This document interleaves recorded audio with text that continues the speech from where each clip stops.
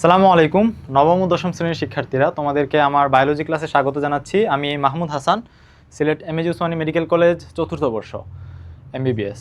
তো আজকে আমরা যে চ্যাপ্টারটা পড়ব সেটা হচ্ছে প্রথম অধ্যায়, জীবন পাঠ। তো এই অধ্যায়ের উপরে আমরা আজকে একটা ক্লাস করব এবং এই ক্লাসের মাধ্যমে তোমাদের পুরো অধ্যায় এক্সাম প্রিপারেশন সহ কভার হয়ে যাবে ইনশাল্লাহ, কনসেপ্ট সহ। তো চলো শুরু করা যাক।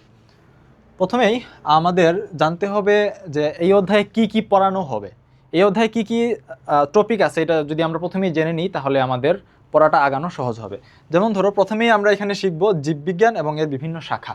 অর্থাৎ আমাদের এই বই, জীববিজ্ঞান বইয়ের প্রথম অধ্যায় এটা। সুতরাং এই অধ্যায়ের মধ্যে আমরা জীববিজ্ঞান সম্পর্কে পরিচয় লাভ করব এবং এই জীববিজ্ঞানের শাখা কি কি আছে, এখানে কি কি পড়ানো হয়, এগুলো নিয়ে আমরা ধারণা লাভ করব।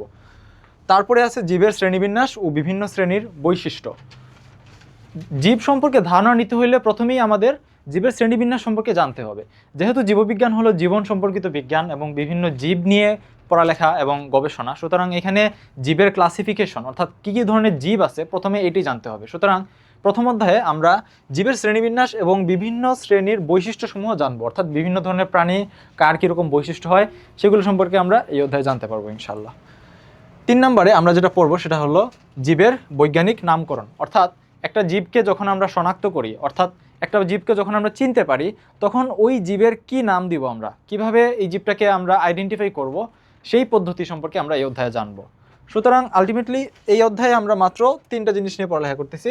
একটা হলো জীববিজ্ঞান কাকে বলে এবং এটা কি, এর বিভিন্ন শাখা, এবং জীববিজ্ঞানের শ্রেণীবিন্যাস, কিভাবে প্রাণীদের বিভিন্ন শ্রেণীতে ভাগ করা হয় এবং প্রত্যেকটা শ্রেণীর বৈশিষ্ট্য, এবং লাস্টলি জীবের নামকরণ। এই মাত্র কয়েকটা টপিকে এই চ্যাপ্টার ক্লোজ হয়ে যাবে ইনশাআল্লাহ। চলো আমরা শুরু করি। প্রথমেই আসো, যেহেতু জীববিজ্ঞান একটা জীবন সম্পর্কিত বিজ্ঞান, অর্থাৎ জীবন যাদের আছে, অর্থাৎ জীব যারা, তাদেরকে নিয়ে এই বিজ্ঞানের আলোচ্য বিষয়। সুতরাং এই জীববিজ্ঞানের মধ্যে জীবন শব্দটি আগে আমাদের জানতে হবে। জীবন কাকে বলে, জীবন কাকে বলে এই জিনিসটা আমরা কখনো চিন্তা করেই দেখিনি, কারণ আমাদের জীবন সম্পর্কে আমরা অনেক সময় ওয়াকিবহালই থাকি না। ঠিক আছে, সুতরাং জীবন কাকে বলে সেটা আজকে আমরা একটু চিন্তা করে দেখি। আমরা যে জীবিত, আমাদের জীবন আছে, এটা আমরা কেন মনে করি আমরা জীবিত, এটা নিয়ে যদি আমরা একটু চিন্তা করি তাহলে প্রথমেই আমাদের প্রশ্ন আসে যে আমরা হাঁটাচলা করতে পারি, আমাদের আমরা খাওয়া দাওয়া করতে পারি, আমাদের চিন্তা ভাবনা করার ক্ষমতা আছে। সুতরাং এই জিনিসগুলোকে আমরা মনে করি যে জীবনের বহিঃপ্রকাশ। কিন্তু এই জীবনের বহিঃপ্রকাশগুলো আসলো কিভাবে, কেন একটা পাথর কথা বলতে পারে না, কেন একটা পাথর চলাফেরা করতে পারে না, কেন আমরা চলাফেরা করতে পারি, এই জিনিসটা হলো জীবনের সংজ্ঞায়নে গুরুত্বপূর্ণ। দেখো, জীবনের সংজ্ঞায় আমাদের বইয়ে দেওয়া আছে অনেকগুলা জ্বরের সমষ্টি, অনেকগুলা জ্বরের এমন একটি জটিল সমাবেশ।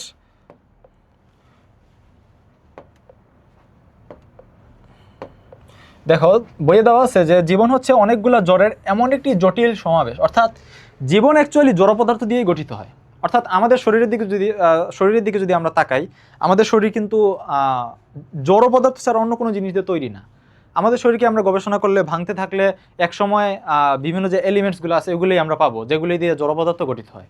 সুতরাং আমাদের জীবন বা জীব জড় পদার্থ দিয়ে গঠিত হয়, কিন্তু এইখানে অনেকগুলা জড় পদার্থের এমন একটা জটিল সমাবেশ হয়, অর্থাৎ অনেকগুলো জড় পদার্থ এমনভাবে একে অপরের সাথে সংযুক্ত হয় এবং মিথস্ক্রিয়া করে, যার কারণে ওই জটিলতার কারণে নতুন নতুন বৈশিষ্ট্যের উদ্ভব ঘটে। যেমন ধরো, একটা কমন এক্সাম্পল বইয়ে দেওয়া আছে H2O। এখানে আমরা দেখতে পাই যে শুধুমাত্র হাইড্রোজেন 2টা এবং অক্সিজেন 1টা পরস্পরের সাথে কানেক্টেড হওয়ার কারণে দেখো পুরো ধর্মটাই পাল্টে গেছে।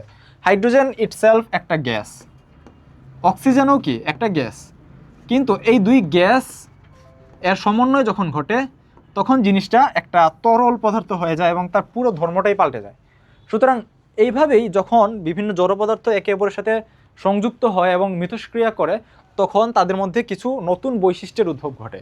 এখন এই মিথস্ক্রিয়াটা যদি আরও আপার লেভেলে যায়, আরও জটিল হইতে থাকে, তখন এই নতুন বৈশিষ্ট্যগুলো বাড়তে থাকে এবং বাড়তে বাড়তে একটা সময় জীবন অর্থাৎ জীবিত হওয়ার লক্ষণসমূহ প্রকাশ করতে থাকে। ঠিক আছে, কিন্তু আলটিমেটলি সব জীবনের আমরা যদি এখন চিন্তা করতে পারো যে আমরা কি তাহলে জীবন তৈরি করতে পারবো, আসলে পারবো না। কারণ কি, কারণ সকল জড় পদার্থের সমাবেশ হওয়ার পরে শুধু হার্ডওয়্যারটা তৈরি হয়। তোমরা নিশ্চয়ই কম্পিউটার সম্পর্কে ধারণা আছে, কম্পিউটারের 2টা পার্ট থাকে, একটা হার্ডওয়্যার আর একটা সফটওয়্যার। হার্ডওয়্যার যদি কেউ বানায় বসে থাকে তাহলে কি তার কম্পিউটার চলবে? চলবে না। সুতরাং আমরা বা ধরো তোমরা কেউ একজন অনেক বড় বিজ্ঞানী হলা, তোমরা অনেকগুলো জড়পদার্থের সমষ্টি অনেক জড়পদার্থকে একে অপরের সাথে বিক্রিয়া টিক্রিয়া করে তোমরা একদম প্রাণীর মতো কোনো কিছু বানায় ফেললা, কিন্তু এটা কি চলতে পারবে? পারবে না। কারণ ওইটা যে একটা কম্পিউটার সফটওয়্যার ছাড়া চলতে পারে না, যেমন ঠিক তেমনই একটা প্রাণীর দেহ রুহ ছাড়া চলতে পারে না। সুতরাং তাকে তুমি যদি বানায়ও ফেলো, ধরো একটা মৃত একটা মানুষকে তুমি পুষ্টি উপাদান সরবরাহ করে তার ব্রেইন, তার বিভিন্ন অর্গানকে তুমি জীবিত করে রাখলা, যেটা আইসিইউতে করা হয়, লাইফ সাপোর্টে করা হয়, কিন্তু আলটিমেটলি ওই মানুষটা যদি মৃত্যু হয়ে যায় তাহলে তাকে আর কোনোভাবেই বাঁচানো সম্ভব হয় না। কেন হয় না? কারণ যখন একটা মানুষের মৃত্যু হয়ে যায় তখন তার সফটওয়্যারটা চলে যায়, অর্থাৎ আল্লাহ এই সফটওয়্যারটাকে নিয়ে নেন। তখন ওই মানুষটার বডি পার্ট সম্পূর্ণ ওকে হইলেও সে আর বাঁচতে পারবে না, ওই অর্গানগুলো নিজে নিজে চলতে পারবে না। তো সুতরাং জীবন সম্পর্কে আমাদের আইডিয়াটা কি হইলো? জীবনের হার্ডওয়্যার গঠিত হয় বিভিন্ন জড় পদার্থ দিয়ে, আর সফটওয়্যারটা আল্লাহর কাছ থেকে আসে। এটাই হলো মূল কথা, ঠিক আছে? তো জীবনের সংজ্ঞা আমাদের বইয়ে যেটা দেওয়া আছে, অনেকগুলা জ্বরের এমন একটি জটিল সমাবেশ যেখানে ওই জটিলতার কারণে নতুন কিছু গুণের উদ্ভব ঘটেছে এবং ওই গুণগুলাই জীবনের বহিঃপ্রকাশ ঘটায়, ঠিক আছে? এখন তাহলে জীববিজ্ঞান কি? স্বাভাবিক জীবন যাদের আছে, অর্থাৎ জীবদেরকে নিয়ে যে বিজ্ঞানে আলোচনা করা হয় সেটাই কি? জীববিজ্ঞান। যেমন ধরো এখানে আমরা সংজ্ঞা হিসেবে বলতে পারি, বিজ্ঞানের যে শাখায় জীব ও তাদের জীবন প্রক্রিয়া নিয়ে আলোচনা করা হয়, কি জীব এবং তাদের জীবন প্রক্রিয়া নিয়ে আলোচনা করা হয়, তাকে জীববিজ্ঞান বলা হয়। অর্থাৎ একটা প্রাণী বেঁচে থাকতে হইলে, একটা জীব বেঁচে থাকতে হইলে কীভাবে বেঁচে থাকে, তার কি প্রক্রিয়ার মধ্যে যে যাইতে হয়, জীব কত প্রকার হইতে পারে, এগুলো নিয়ে যে আলোচনা করা হয় যে বিজ্ঞানের শাখায়, তাকে বলা হয় জীববিজ্ঞান। ওকে, চলো নেক্সট। এখন জীববিজ্ঞানের শাখা, যে কোনো একটা বিজ্ঞানের সেক্টর নিয়ে আলোচনা করার সময় এটা কি ভাগে বিভক্ত সেটা নিয়ে আলোচনা করাটা ট্র্যাডিশনাল। অর্থাৎ একটা বিজ্ঞানের শাখা সম্পর্কে ধারণা নিতে হইলে আমাদের জানতে হবে যে ওই বিজ্ঞানে কি নিয়ে আলোচনা করা হয়, অর্থাৎ এই বিজ্ঞানে কি শাখা আছে। সুতরাং আমরা চলো জীববিজ্ঞানের শাখাগুলো নিয়ে আলোচনা করার চেষ্টা করি। প্রথমেই জীববিজ্ঞানের শাখা বলতে আমরা প্রাচীনকালে আমাদের যারা বিজ্ঞানী ছিলেন, প্রকৃতিবিদ যারা ছিলেন, তারা যখন আশপাশে চোখ বুলাইতেন তখন তারা সব জীবকে, অর্থাৎ যাদের জীবন আছে তাদেরকে মোটা দাগে দুই ভাগে ভাগ করছিলেন, একটা হলো প্রাণী, একটা হলো উদ্ভিদ। সুতরাং প্রাচীনকালে জীববিজ্ঞানের শাখা মাত্র দুইটাই ছিল, প্রাণী এবং উদ্ভিদ। তো উদ্ভিদ নিয়ে যে শাখা ছিল তাকে বলা হয়তো উদ্ভিদ বিজ্ঞান, আর প্রাণী নিয়ে যে শাখা তাকে বলা হয়তো প্রাণী বিজ্ঞান, ঠিক আছে? কিন্তু যখন আমাদের প্রযুক্তি আরও উন্নত হইল, মাইক্রোস্কোপ আবিষ্কার হইল, তখন দেখা গেল যে আরও অনেক ধরনের জীব আছে যেগুলোকে আমরা দেখতেই পাই না, ঠিক আছে? যেমন ভিজিবল যে প্রাণীগুলো আছে, জীবগুলো আছে, এগুলো তো ধরো তোমার গাছপালা, গরু, ছাগল, মানুষ, এইগুলো দেখে প্রাচীন যুগের বিজ্ঞানীরা এই ক্লাসিফিকেশনটা করছিলেন। কিন্তু যখন মাইক্রোস্কোপ আবিষ্কার হইলো তখন এই যে এরকম অনেক ধরনের প্রাণী আবিষ্কৃত হইলো। তো এই প্রাণীগুলো তো আগের আমলের বিজ্ঞানীরা দেখেন নাই, সুতরাং ওনারা জানতেন না এগুলো আছে।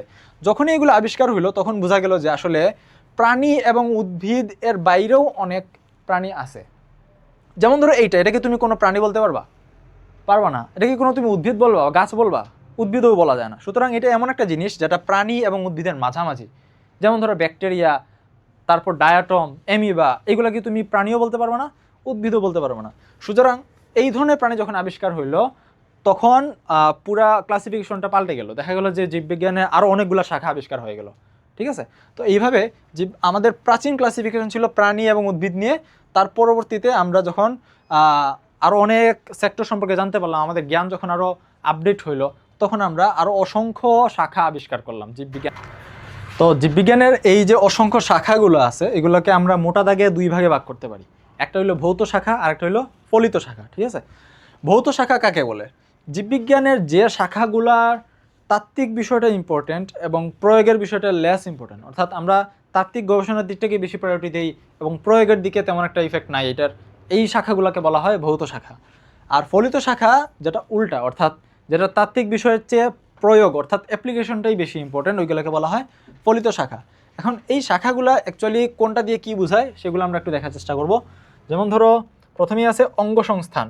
এটা একদম ইজিলি বললে তোমার দেহে, অর্থাৎ একটা জীবের দেহে কোথায় কোন অঙ্গ থাকে এইগুলা নিয়ে যে জীববিজ্ঞানের শাখা, ওইটাকে বলা হয় অঙ্গসংস্থান, ঠিক আছে?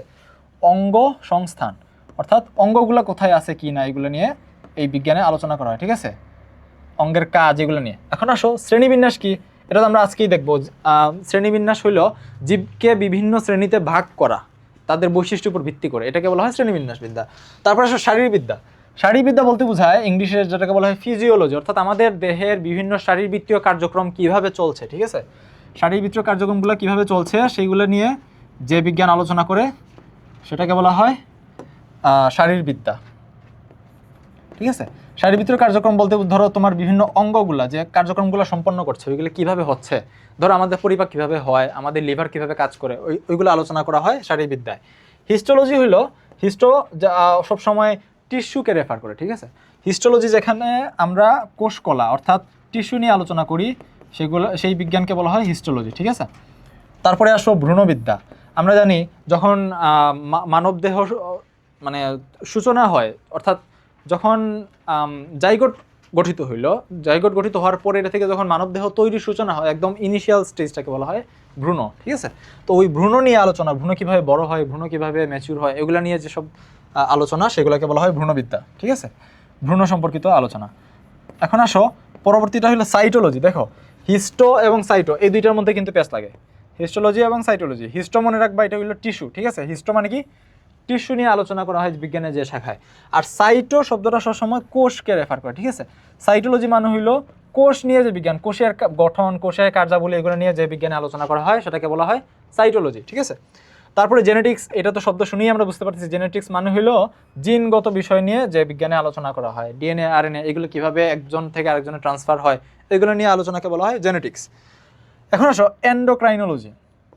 এন্ডোক্রাইন মানে বোঝায় হইলো অন্তঃক্ষরা গ্রন্থি যেগুলা, অর্থাৎ আমাদের হরমোন নিয়ে যে আলোচনা, হরমোন কিভাবে কাজ করে, প্রাণীদেহের হরমোন এক জায়গা থেকে অন্য জায়গায় কীভাবে ট্রান্সফার হয়, কীভাবে কী ইফেক্ট তৈরি করে, এগুলো নিয়ে যে আলোচনা সেটাকে বলা হয় এন্ডোক্রাইনোলজি, ঠিক আছে। হরমোন এন্ডোক্রাইনোলজি, এটা এমসিকিউতে অনেকবার আসে, অনেক বেশি আসে, সুতরাং তোমরা এটা একটু মনে রাখবা, কারণ এটা নামের সাথে কাজ অনেকটাই তোমাদের অপরিচিত হইতে পারে। এন্ডোক্রাইনোলজি মানে কি হরমোন সংশ্লিষ্ট বিজ্ঞান, ঠিক আছে। তারপরে আসো ফলিত শাখা। ফলিত শাখায় প্রথমেই আসো জীব পরিসংখ্যান। পরিসংখ্যান মানে কি? পরিসংখ্যান মানে হইল কাউন্ট, অর্থাৎ সংখ্যা নিয়ে যে বিজ্ঞান। সুতরাং জীবের বিভিন্ন সংখ্যা, ধরো একটা সুন্দরবনে কতটা বাঘ আছে এটা নিয়ে যে বিজ্ঞান, কিভাবে বাঘের সংখ্যা কাউন্ট করতে হবে, বাঘের সংখ্যা কেন বাড়ছে কেন কমছে, এগুলো নিয়ে যে বিজ্ঞান সেটাকে বলা হয় জীব পরিসংখ্যান। তারপরে আসো বায়ো ইনফরমেটিক্স। এই বায়ো ইনফরমেটিক্স এবং জীব পরিসংখ্যান এদের মধ্যে কনফিউশন তৈরি হইতে পারে, কারণ মনে হয় যেন এইটার ইংলিশ এইটা, আসলে এদের মধ্যে পার্থক্য আছে। বায়ো ইনফরমেটিক্স হইল জীববিজ্ঞানে কম্পিউটারের ব্যবহার, ঠিক আছে, জীববিজ্ঞানে কম্পিউটারের ব্যবহার মনে রাখবা। বায়ো ইনফরমেটিক্স যখনই দেখবা তখন অপশনের মধ্যে কম্পিউটার যেটা আছে এটা দেখাই দিবা, ঠিক আছে। জীববিজ্ঞানে কম্পিউটার ব্যবহার কোনটা? Bio informatics. বায়ো ইনফরমেটিক্স কাকে বলে? জীববিজ্ঞানে কম্পিউটার ব্যবহৃত বিভিন্ন প্রযুক্তি ব্যবহার করা, ওইগুলোই কি বায়ো ইনফরমেটিক্সের কাজ, ঠিক আছে। তো ধরো আমি কম্পিউটার ব্যবহার করে ডাটা অ্যানালিসিস করলাম, কোনো কিছু একটা করলাম জীববিজ্ঞানের কাজ, বা ধরো আমি শ্রেণীবিন্যাসের কাজটাই ধরো আমি কম্পিউটারের সাহায্যে আমি সোর্টিং করলাম, প্রসেস করলাম, তো তখন এটা কি বায়ো ইনফরমেটিক্স হয়ে যাবে। ওকে, তারপরে আসো জিন প্রযুক্তি এবং জীব প্রযুক্তি। দেখো জীব প্রযুক্তির একটা ব্রাঞ্চ হইল জিন প্রযুক্তি, ঠিক আছে। জিন প্রযুক্তি হইল জীব প্রযুক্তির একটা ব্রাঞ্চ। জীব প্রযুক্তি কাকে বলে? জীবকে আমাদের প্রযুক্তি মানে কি? প্রযুক্তি মানে হইলো কোনো কিছুকে আমাদের কল্যাণের কাজে লাগানোর যে কৌশল, সেগুলো কি প্রযুক্তি বলে। যখন আমরা জীবকে আমাদের কল্যাণের কাজে লাগাই তখন সেটা হয়ে যায় কি জীব প্রযুক্তি, ঠিক আছে।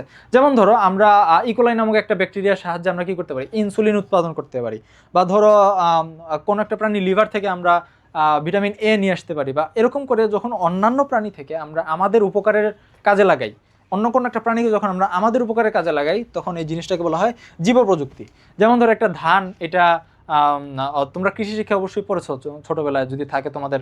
তো কৃষি শিক্ষা আমরা কি দেখতাম যে একটা ধান ধরো বন্যা সহ্য করতে পারে না, বা একটা পেঁপে গাছ বন্যা সহ্য করতে পারে না, খরা সহ্য করতে পারে না, তখন ওইটার জিনগত পরিবর্তন ঘটায় ওইটা কিভাবে খরার মধ্যেও টিকে থাকতে পারে, কিভাবে এটা লবণাক্ত মাটিতেও টিকে থাকতে পারে, ওই ধরনের যে প্রযুক্তিগত কাজ, অর্থাৎ ডিএনএ নিয়ে প্রযুক্তি, ডিএনএ বা মানুষের বা যে কোনো প্রাণীর বৈশিষ্ট্য পরিবর্তন করে তাকে কল্যাণের কাজে লাগানো, এই ধরনের যে সায়েন্স সেগুলোকে বলা হয় জীব প্রযুক্তি। এর মধ্যে একটা হলো জিন প্রযুক্তি। যখন আমরা কোনো একটা জীবের জিন পরিবর্তন ঘটায় তাকে আমরা আমাদের কল্যাণের কাজে লাগানোর চেষ্টা করি তখন এটাকে বলা হয় জিন প্রযুক্তি, ঠিক আছে। তারপরে আসো প্রাণ রসায়ন, ইংলিশে যেটাকে বলা হয় বায়োকেমিস্ট্রি, ঠিক আছে। প্রাণ রসায়নের কাজ হইল আমাদের দেহে অনেক ধরনের শারীরবৃত্তীয় কার্যক্রম চলতেছে, রাইট। ওই শারীরবৃত্তীয় কার্যক্রমগুলার কেমিক্যাল বেসিস, অর্থাৎ রাসায়নিকভাবে এই কার্যক্রমগুলো কিভাবে পরিচালিত হচ্ছে ওইটা নিয়ে যে আলোচনা সেটাকে বলা হয় প্রাণ রসায়ন। তারপরে আসো পরজীবী বিদ্যা। অর্থাৎ পরজীবীগুলো কিভাবে বড় হয়, কিভাবে আমাদের দেহ থেকে শোষণ করে পুষ্টি নিতেছে, ওইগুলা নিয়ে যে আলোচনা, প্যারাসাইটগুলোকে নিয়ে যে আলোচনা, ওইগুলোকে বলা হয় পরজীবী বিদ্যা। যেমন কৃমি আছে, এগুলো কিভাবে নির্মূল করা যায়, আমাদের দেহে কি কি রোগ তৈরি করতে পারে, এদেরকে কিভাবে প্রতিহত করতে হবে, এগুলো নিয়ে পরজীবী বিদ্যায় আলোচনা করা হয়। তারপরে আসো কীট তত্ত্ব। দেখো পরজীবী, কীট এবং অণুজীব, এই তিনটা নিয়ে আলাদা আলাদা ব্রাঞ্চ। ঠিক আছে, পরজীবী কাকে বলে? যারা আমাদের দেহ থেকে আমাদের পুষ্টি নিয়ে জীবন পরিচালনা করে, তাদেরকে বলা হয় পরজীবী। আর কীট কারা? কীট বলতে বোঝায় ছোটো ছোটো যে কীট পতঙ্গ, পোকা আছে এগুলা। যেমন ধরো একটা কৃষিক্ষেত্রে যে পোকার আক্রমণ করে, ওদেরকে কীভাবে থামানো যায়, কী কী পোকা আক্রমণ করতে পারে, এই পোকাদের জীবনাচরণ কীরকম, কীভাবে খায়, কীভাবে বাঁচে, তাদেরকে কীভাবে হত্যা করা যায়, নির্মূল করা যায়, ফসল বাঁচানো যায়, এগুলো নিয়ে যে আলোচনা, সেটা হলো কীট তত্ত্ব। ঠিক আছে। আর অণুজীব তত্ত্ব, অণুজীব বলতে বোঝায় অণুবীক্ষণ যন্ত্রের সাহায্যে যে প্রাণীদের দেখতে হয় তাদেরকে বলা হয় কি? অণুজীব, সোজা কথায় বলতে গেলে। অর্থাৎ ক্ষুদ্র যে প্রাণীগুলো আছে এগুলোকে বলা হয় অণুজীব। এই অণুজীবদের নিয়ে যে বিজ্ঞান, অণুজীবেরা কারা কারা, কত প্রকার আছে, তাদের জীবনাচরণ কীরকম, এইসব নিয়ে যে বিজ্ঞান, তাকে বলা হয় অণুজীব বিজ্ঞান। তো এইগুলো ছিল আমাদের জীববিজ্ঞানের শাখা, ভৌত এবং ফলিত। তোমাদের এখান থেকে অবশ্যই ভৌত শাখাগুলো কোনগুলা এবং ফলিত শাখা কোনগুলা, এগুলা একদম চিনে রাখতে হবে। চিনার পদ্ধতি কি? তুমি দেখবা যে যে জিনিসগুলো আমার ল্যাবরেটরি দরকার পড়তেছে, ওই জিনিসগুলো সবসময় ফলিত হয়। আর যে জিনিসগুলো আমার ল্যাবরেটরি লাগতেছে না, ওইগুলা ভৌত হয়। যেমন ধরো জিন প্রযুক্তি, ফর এক্সাম্পল, জিন প্রযুক্তির জন্য অবশ্যই আমাদের ল্যাবরেটরি লাগবে। আমরা জিন প্রযুক্তির বিভিন্ন কৌশল যখন পড়ি, তখন দেখা যায় যে এগুলোর মধ্যে অনেক, এই প্রক্রিয়াটা ল্যাবরেটরি ছাড়া সম্ভব না, এটা ল্যাবরেটরির মধ্যেই করতে হয়, তাই না? তো এটা কি হবে তাইলে? অবশ্যই ফলিতের মধ্যে পড়বে। আবার ধরো এই যে শারীরবিদ্যা, শারীরবিদ্যা বেসিক্যালি আমরা এখন বই পাঠ করি, ঠিক আছে? একটা বইয়ের মধ্যে লেখা থাকে কীভাবে কোন অঙ্গ কাজ করে, আমরা ওইগুলো পড়ি, ওইগুলোর মধ্যে ক্লাসিফিকেশন, ওইগুলোকে কীভাবে থামানো যায়, ওইগুলো কীভাবে আরও ফ্যাসিলিটেট করা যায়, এগুলো নিয়ে আমরা পড়ালেখা করি। তো এটা বেসিক্যালি তাত্ত্বিক বিষয়। আর এটা কি? বেসিক্যালি ল্যাবরেটরি, অর্থাৎ অ্যাপ্লিকেশন করার বিষয়। ল্যাবরেটরি অথবা ধরো তোমার বায়ো ইনফরমেটিক্স বা জীব পরিসংখ্যান, এগুলোর জন্য তোমাকে অবশ্যই মাঠে নামতে হবে, তাই না? যেমন ধরো সুন্দরবনে বাঘ কয়টা, সেটা তুমি নিশ্চয়ই ঘরে বসে করতে পারবে না, বা ল্যাবরেটরিতে বসে বা তোমার অফিসে বসে করতে পারবে না, তাই না? এটা তোমাকে মাঠে নেমে দেখতে হবে, অর্থাৎ এটা অ্যাপ্লিকেশনের বিষয়। সুতরাং এগুলা সবগুলোই দেখবা যে মাঠে নামতে হয় অথবা ল্যাবরেটরিতে যাইতে হয়। আর এগুলোর জন্য তোমার বই পুস্তক বা তাত্ত্বিক অংশটাই ইম্পর্টেন্ট। ঠিক আছে, তো চলো আমরা পরের স্লাইডে যাই। এখন আসো আমরা এখান থেকে আসলে কি প্রশ্ন আসে একটু পর্যন্ত যেগুলো আমরা পড়লাম, অর্থাৎ জীববিজ্ঞান এবং জীববিজ্ঞানের শাখা, এগুলোর উপর সাধারণত শুধু এমসিকিউ প্রশ্নই বেশি আসে এখান থেকে। সুতরাং আমরা কিছু এমসিকিউ দেখি যে জীবের নিচের কোনটি ফলিত জীববিজ্ঞানের শাখা। এর আনসার কী হতে পারে?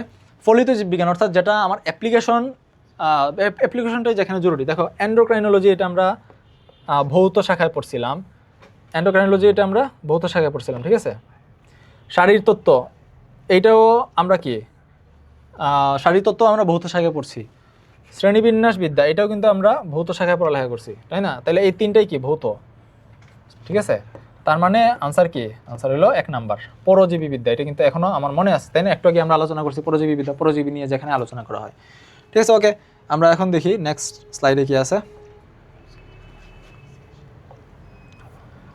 তো এটা হলো আনসার, ওকে। তারপরেরটা আছে নিচের কোনটি ভৌত জীববিজ্ঞানের শাখা? বলো তো কোনটার মধ্যে তাত্ত্বিক পার্টটা ইম্পর্টেন্ট? দেখো এখানে 1 নম্বরে আছে হলো কি? ফার্মেসি। তারপরে আছে জীবাশ্ম, কৃষি, অঙ্গসংস্থান বিদ্যা। দেখো এখানে এটাই অঙ্গসংস্থান বিদ্যাটা আমরা কি ভৌত জীববিজ্ঞানের প্রথমটাই কি ছিল? অঙ্গসংস্থান, তাই না? তার মানে এটাই হলো আমাদের আনসার।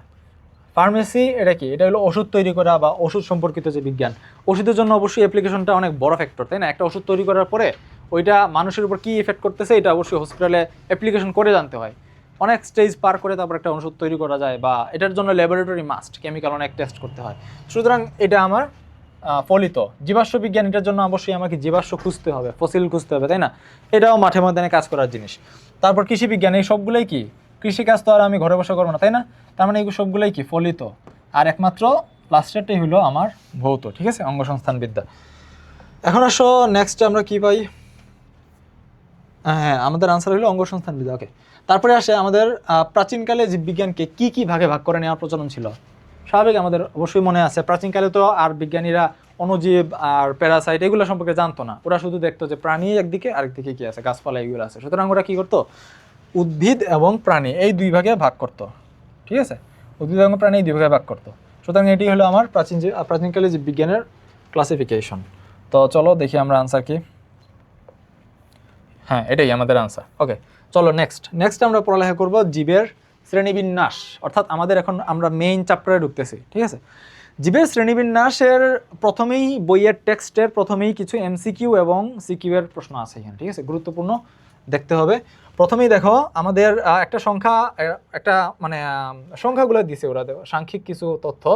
উদ্ভিদ প্রায় 4 লক্ষ প্রজাতির আছে আর প্রাণী প্রায় 13 লক্ষ প্রজাতির আছে। এটা অনেক বোল্ড এমসিকিউ, ঠিক আছে, সুতরাং এটা তোমাদের অবশ্যই মনে রাখতে হবে। এখন আসো, উদ্ভিদ কত লক্ষ? 4 লক্ষ, প্রাণী প্রায় 13 লক্ষ, অর্থাৎ উদ্ভিদ কম, প্রাণী অনেক বেশি, স্বাভাবিক। তারপরে আসো, বিভিন্ন বৈশিষ্ট্যের উপর ভিত্তি করে জীবজগৎকে বিভিন্ন শ্রেণীতে বিন্যস্ত করাকেই শ্রেণীবিন্যাস বলে, ঠিক আছে। অর্থাৎ শ্রেণীবিন্যাস কি? শ্রেণীবিন্যাস হইল প্রাণীদেরকে তাদের বৈশিষ্ট্যের উপর ভিত্তি করে বিভিন্ন শ্রেণীতে ভাগ করা, এটা কি বলা হয়? কি শ্রেণীবিন্যাস। যেমন ধরো মানুষের বৈশিষ্ট্য আর একটা গরু ছাগলের বৈশিষ্ট্য আর সেম না, তাই না? সুতরাং মানুষকে তার বৈশিষ্ট্য অনুসারে মানুষের কাতারে ফেলবো আমি, আর গরুকে তার বৈশিষ্ট্যের উপর ভিত্তি করে আমি গরুর কাতারে ফেলবো। এইভাবে প্রাণীদেরকে বিভিন্ন স্তরে বা শ্রেণীতে ভাগ করা, এটাকে বলা হয় শ্রেণীবিন্যাস, ঠিক আছে। ওকে, এখন এই শ্রেণীবিন্যাসের মূল লক্ষ্য কি? শ্রেণীবিন্যাসের মূল লক্ষ্য তোমাদের বইয়ে দেওয়া আছে হলো বিশাল ও বৈচিত্র্যময় জীবজগৎকে সহজভাবে, অল্প পরিশ্রমে এবং অল্প সময়ে সঠিকভাবে জানা, ঠিক আছে। অর্থাৎ মূল উদ্দেশ্য হইলো আমি প্রাণী জগৎকে জানবো, কারণ যখন আমি ক্লাসিফিকেশনটা সঠিকভাবে করব, তখন কিন্তু আমি এই ক্লাসিফিকেশনের উপর বেস করে এই ক্লাসিফিকেশনের উপর যে প্রাণীগুলো আছে ওই প্রাণীগুলো সম্পর্কে জেনে ফেলতে পারবো, তাই না? যেমন ধর আমি শুধু যদি প্রাণীর বৈশিষ্ট্য নিয়ে আলোচনা করে ফেলি, তাহলে যাবতীয় প্রাণীরা কীরকম হয় সেই সম্পর্কে আমি আইডিয়া নিয়ে ফেলতে পারতেছি সহজেই। আমাকে আর ধরে ধরে প্রত্যেকটা প্রাণীর বৈশিষ্ট্য নিয়ে জানতে হইতেছে না, তাই না? তো এইভাবে শ্রেণীবিন্যাসের কারণে আমরা অনেক সহজভাবে, অল্প পরিশ্রমে এবং কম সময়ে অ্যান্ড অফকোর্স সঠিকভাবে আমরা জীবজগৎ সম্পর্কে জ্ঞান আহরণ করতে পারি, ঠিক আছে। এটাই হলো আমাদের মূল উদ্দেশ্য। এখন এই শ্রেণীবিন্যাস বিদ্যার জনক কে ছিলেন? কে এটা প্রবর্তন করলেন? এটার ভিত্তি প্রবর্তক হইল সুইডিশ প্রকৃতিবিদ ক্যারোলাস লিনিয়াস, ঠিক আছে। ক্যারোলাস লিনিয়াস কি করতেন? জাহাজে চড়ে বিভিন্ন জায়গায় ঘোরাফেরা করতেন, ঠিক আছে, ঘুরতেন উনি, ওনার একটা শখ ছিল। আর ঘোরার সময় তিনি কি করতেন? যে কোনো জায়গায় যাওয়ার পর ওই জায়গার প্রাণী বিভিন্ন স্যাম্পল উনি কালেক্ট করতেন, ঠিক আছে। কোনো একটা নতুন প্রাণী পাইলে তিনি ওইটা কালেক্ট করতেন, ওইটা নিয়ে চিন্তাভাবনা করতেন, গবেষণা করতেন। তো এইভাবে করতে করতে উনি অনেক ধরনের প্রাণী নিয়ে গবেষণা করছেন, চিন্তাভাবনা করছেন, তারপরে একটা বই লিখছেন। ওই বইয়ের মধ্যে তিনি তার দেখা প্রাণীগুলোকে বিভিন্ন শ্রেণীতে ভাগ করছেন। তো ওইখান থেকেই শুরু হয়েছে শ্রেণীবিন্যাস বিদ্যা, ঠিক আছে। ক্যারোলাস লিনিয়াস তিনি জীবজগৎকে দুইটা ভাগে ভাগ করছেন, একটা হলো উদ্ভিদ জগৎ এবং প্রাণী জগৎ। এই যে আমরা পড়ছিলাম আগের যুগে কয় ভাগে ভাগ করা হইতো জীবজগৎকে? 2 ভাগে, উদ্ভিদ জগৎ এবং প্রাণী জগৎ। সুতরাং উনি ছিলেন সেই বিজ্ঞানী যিনি প্রথম ক্লাসিফিকেশন শুরু করছেন এবং উনি 2 ভাগে ভাগ করছেন, উদ্ভিদ এবং প্রাণী, ঠিক আছে। কারণ তখনও মাইক্রোস্কোপ আবিষ্কার হয় নাই, সুতরাং ব্যাকটেরিয়া বা এগুলো সম্পর্কে তখনও ধারণা ছিল না। ওকে, নেক্সট দেখো এখানে কোন ইনফরমেশনগুলো এমসিকিউ এবং কোন ইনফরমেশনগুলো সিকিউর জন্য ইম্পর্টেন্ট সেগুলো দেওয়া আছে। ফার্স্ট অফ অল তোমার এইটা শুধু এমসিকিউর জন্যই লাগে, এটা কখনো সিকিউতে আসতে দেখি নাই। তারপরে এই যে সংজ্ঞাটা শ্রেণীবিন্যাস কাকে বলে, এটা সিকিউতে কতে আসে, ঠিক আছে, 1 মার্কের প্রশ্নতে আসে, 1 মার্কের। সুতরাং এই সংজ্ঞাটা শিখে ফেলতে হবে। 2 নম্বর হলো মূল লক্ষ্য কি। লক্ষ্য এটা খতে আসতে পারে অথবা এমসিকিউতে আসতে পারে, ঠিক আছে। 2 মার্কের প্রশ্নে আসতে পারে অথবা এমসিকিউতে আসতে পারে।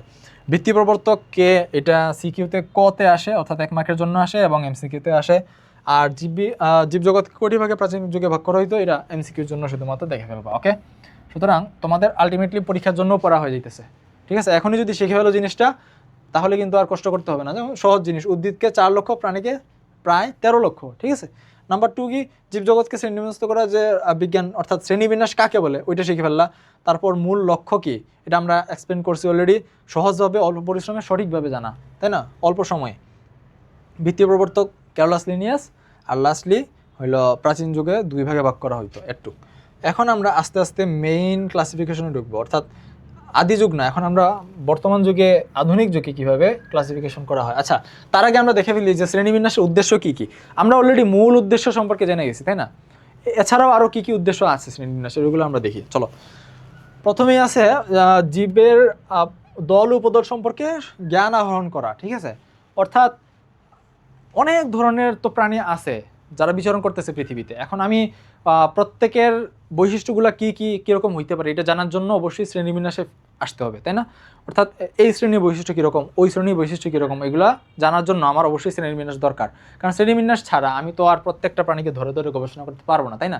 সুতরাং আমার প্রতিটি জীবের দল ও উপদল, অর্থাৎ এই প্রাণীটা আরও কত ধরনের হইতে পারে, অর্থাৎ বানর কত ধরনের হইতে পারে বা মেরুদণ্ডী প্রাণী কত ধরনের হইতে পারে, এই ধরন সম্পর্কে আমি জানতে পারি। ঠিক আছে, জ্ঞান আহরণ করা, জীবের দল ও উপদল সম্পর্কে জ্ঞান আহরণ করা। ঠিক আছে, তারপরে আসো আহরিত জ্ঞানকে সঠিকভাবে সংরক্ষণ করা। এখন ধরো আমি অনেক কিছু জানছি, অনেক প্রাণী সম্পর্কে আমি জ্ঞান আহরণ করলাম, আমি অনেক কিছু জানি, এখন এগুলাকে আমি এক্সপ্রেস করবো কীভাবে, অর্থাৎ আরেকজনকে আমি জানাবো কীভাবে, ওইটা জানার জন্য অবশ্যই আমাকে গুছায়ে তথ্যগুলো লিখতে হবে, তাই না? যেমন ধরো এই প্রাণীগুলো বৈশিষ্ট্য এইগুলা, ওই প্রাণীর বৈশিষ্ট্য ওইগুলা, এইভাবে আমি কি করব, ক্লাসিফাই করে করে আমি তথ্যগুলা প্রেজেন্ট করব, তাই না?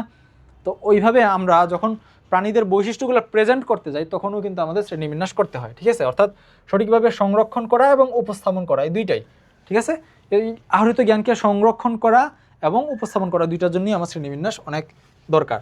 নতুন জীব শনাক্ত করা, দেখো আমি যদি এক্সিস্টিং প্রাণীদের বৈশিষ্ট্য না জানি তাহলে নতুন প্রাণী কারা সেটাই আমি বুঝতে পারবো না, তাই না?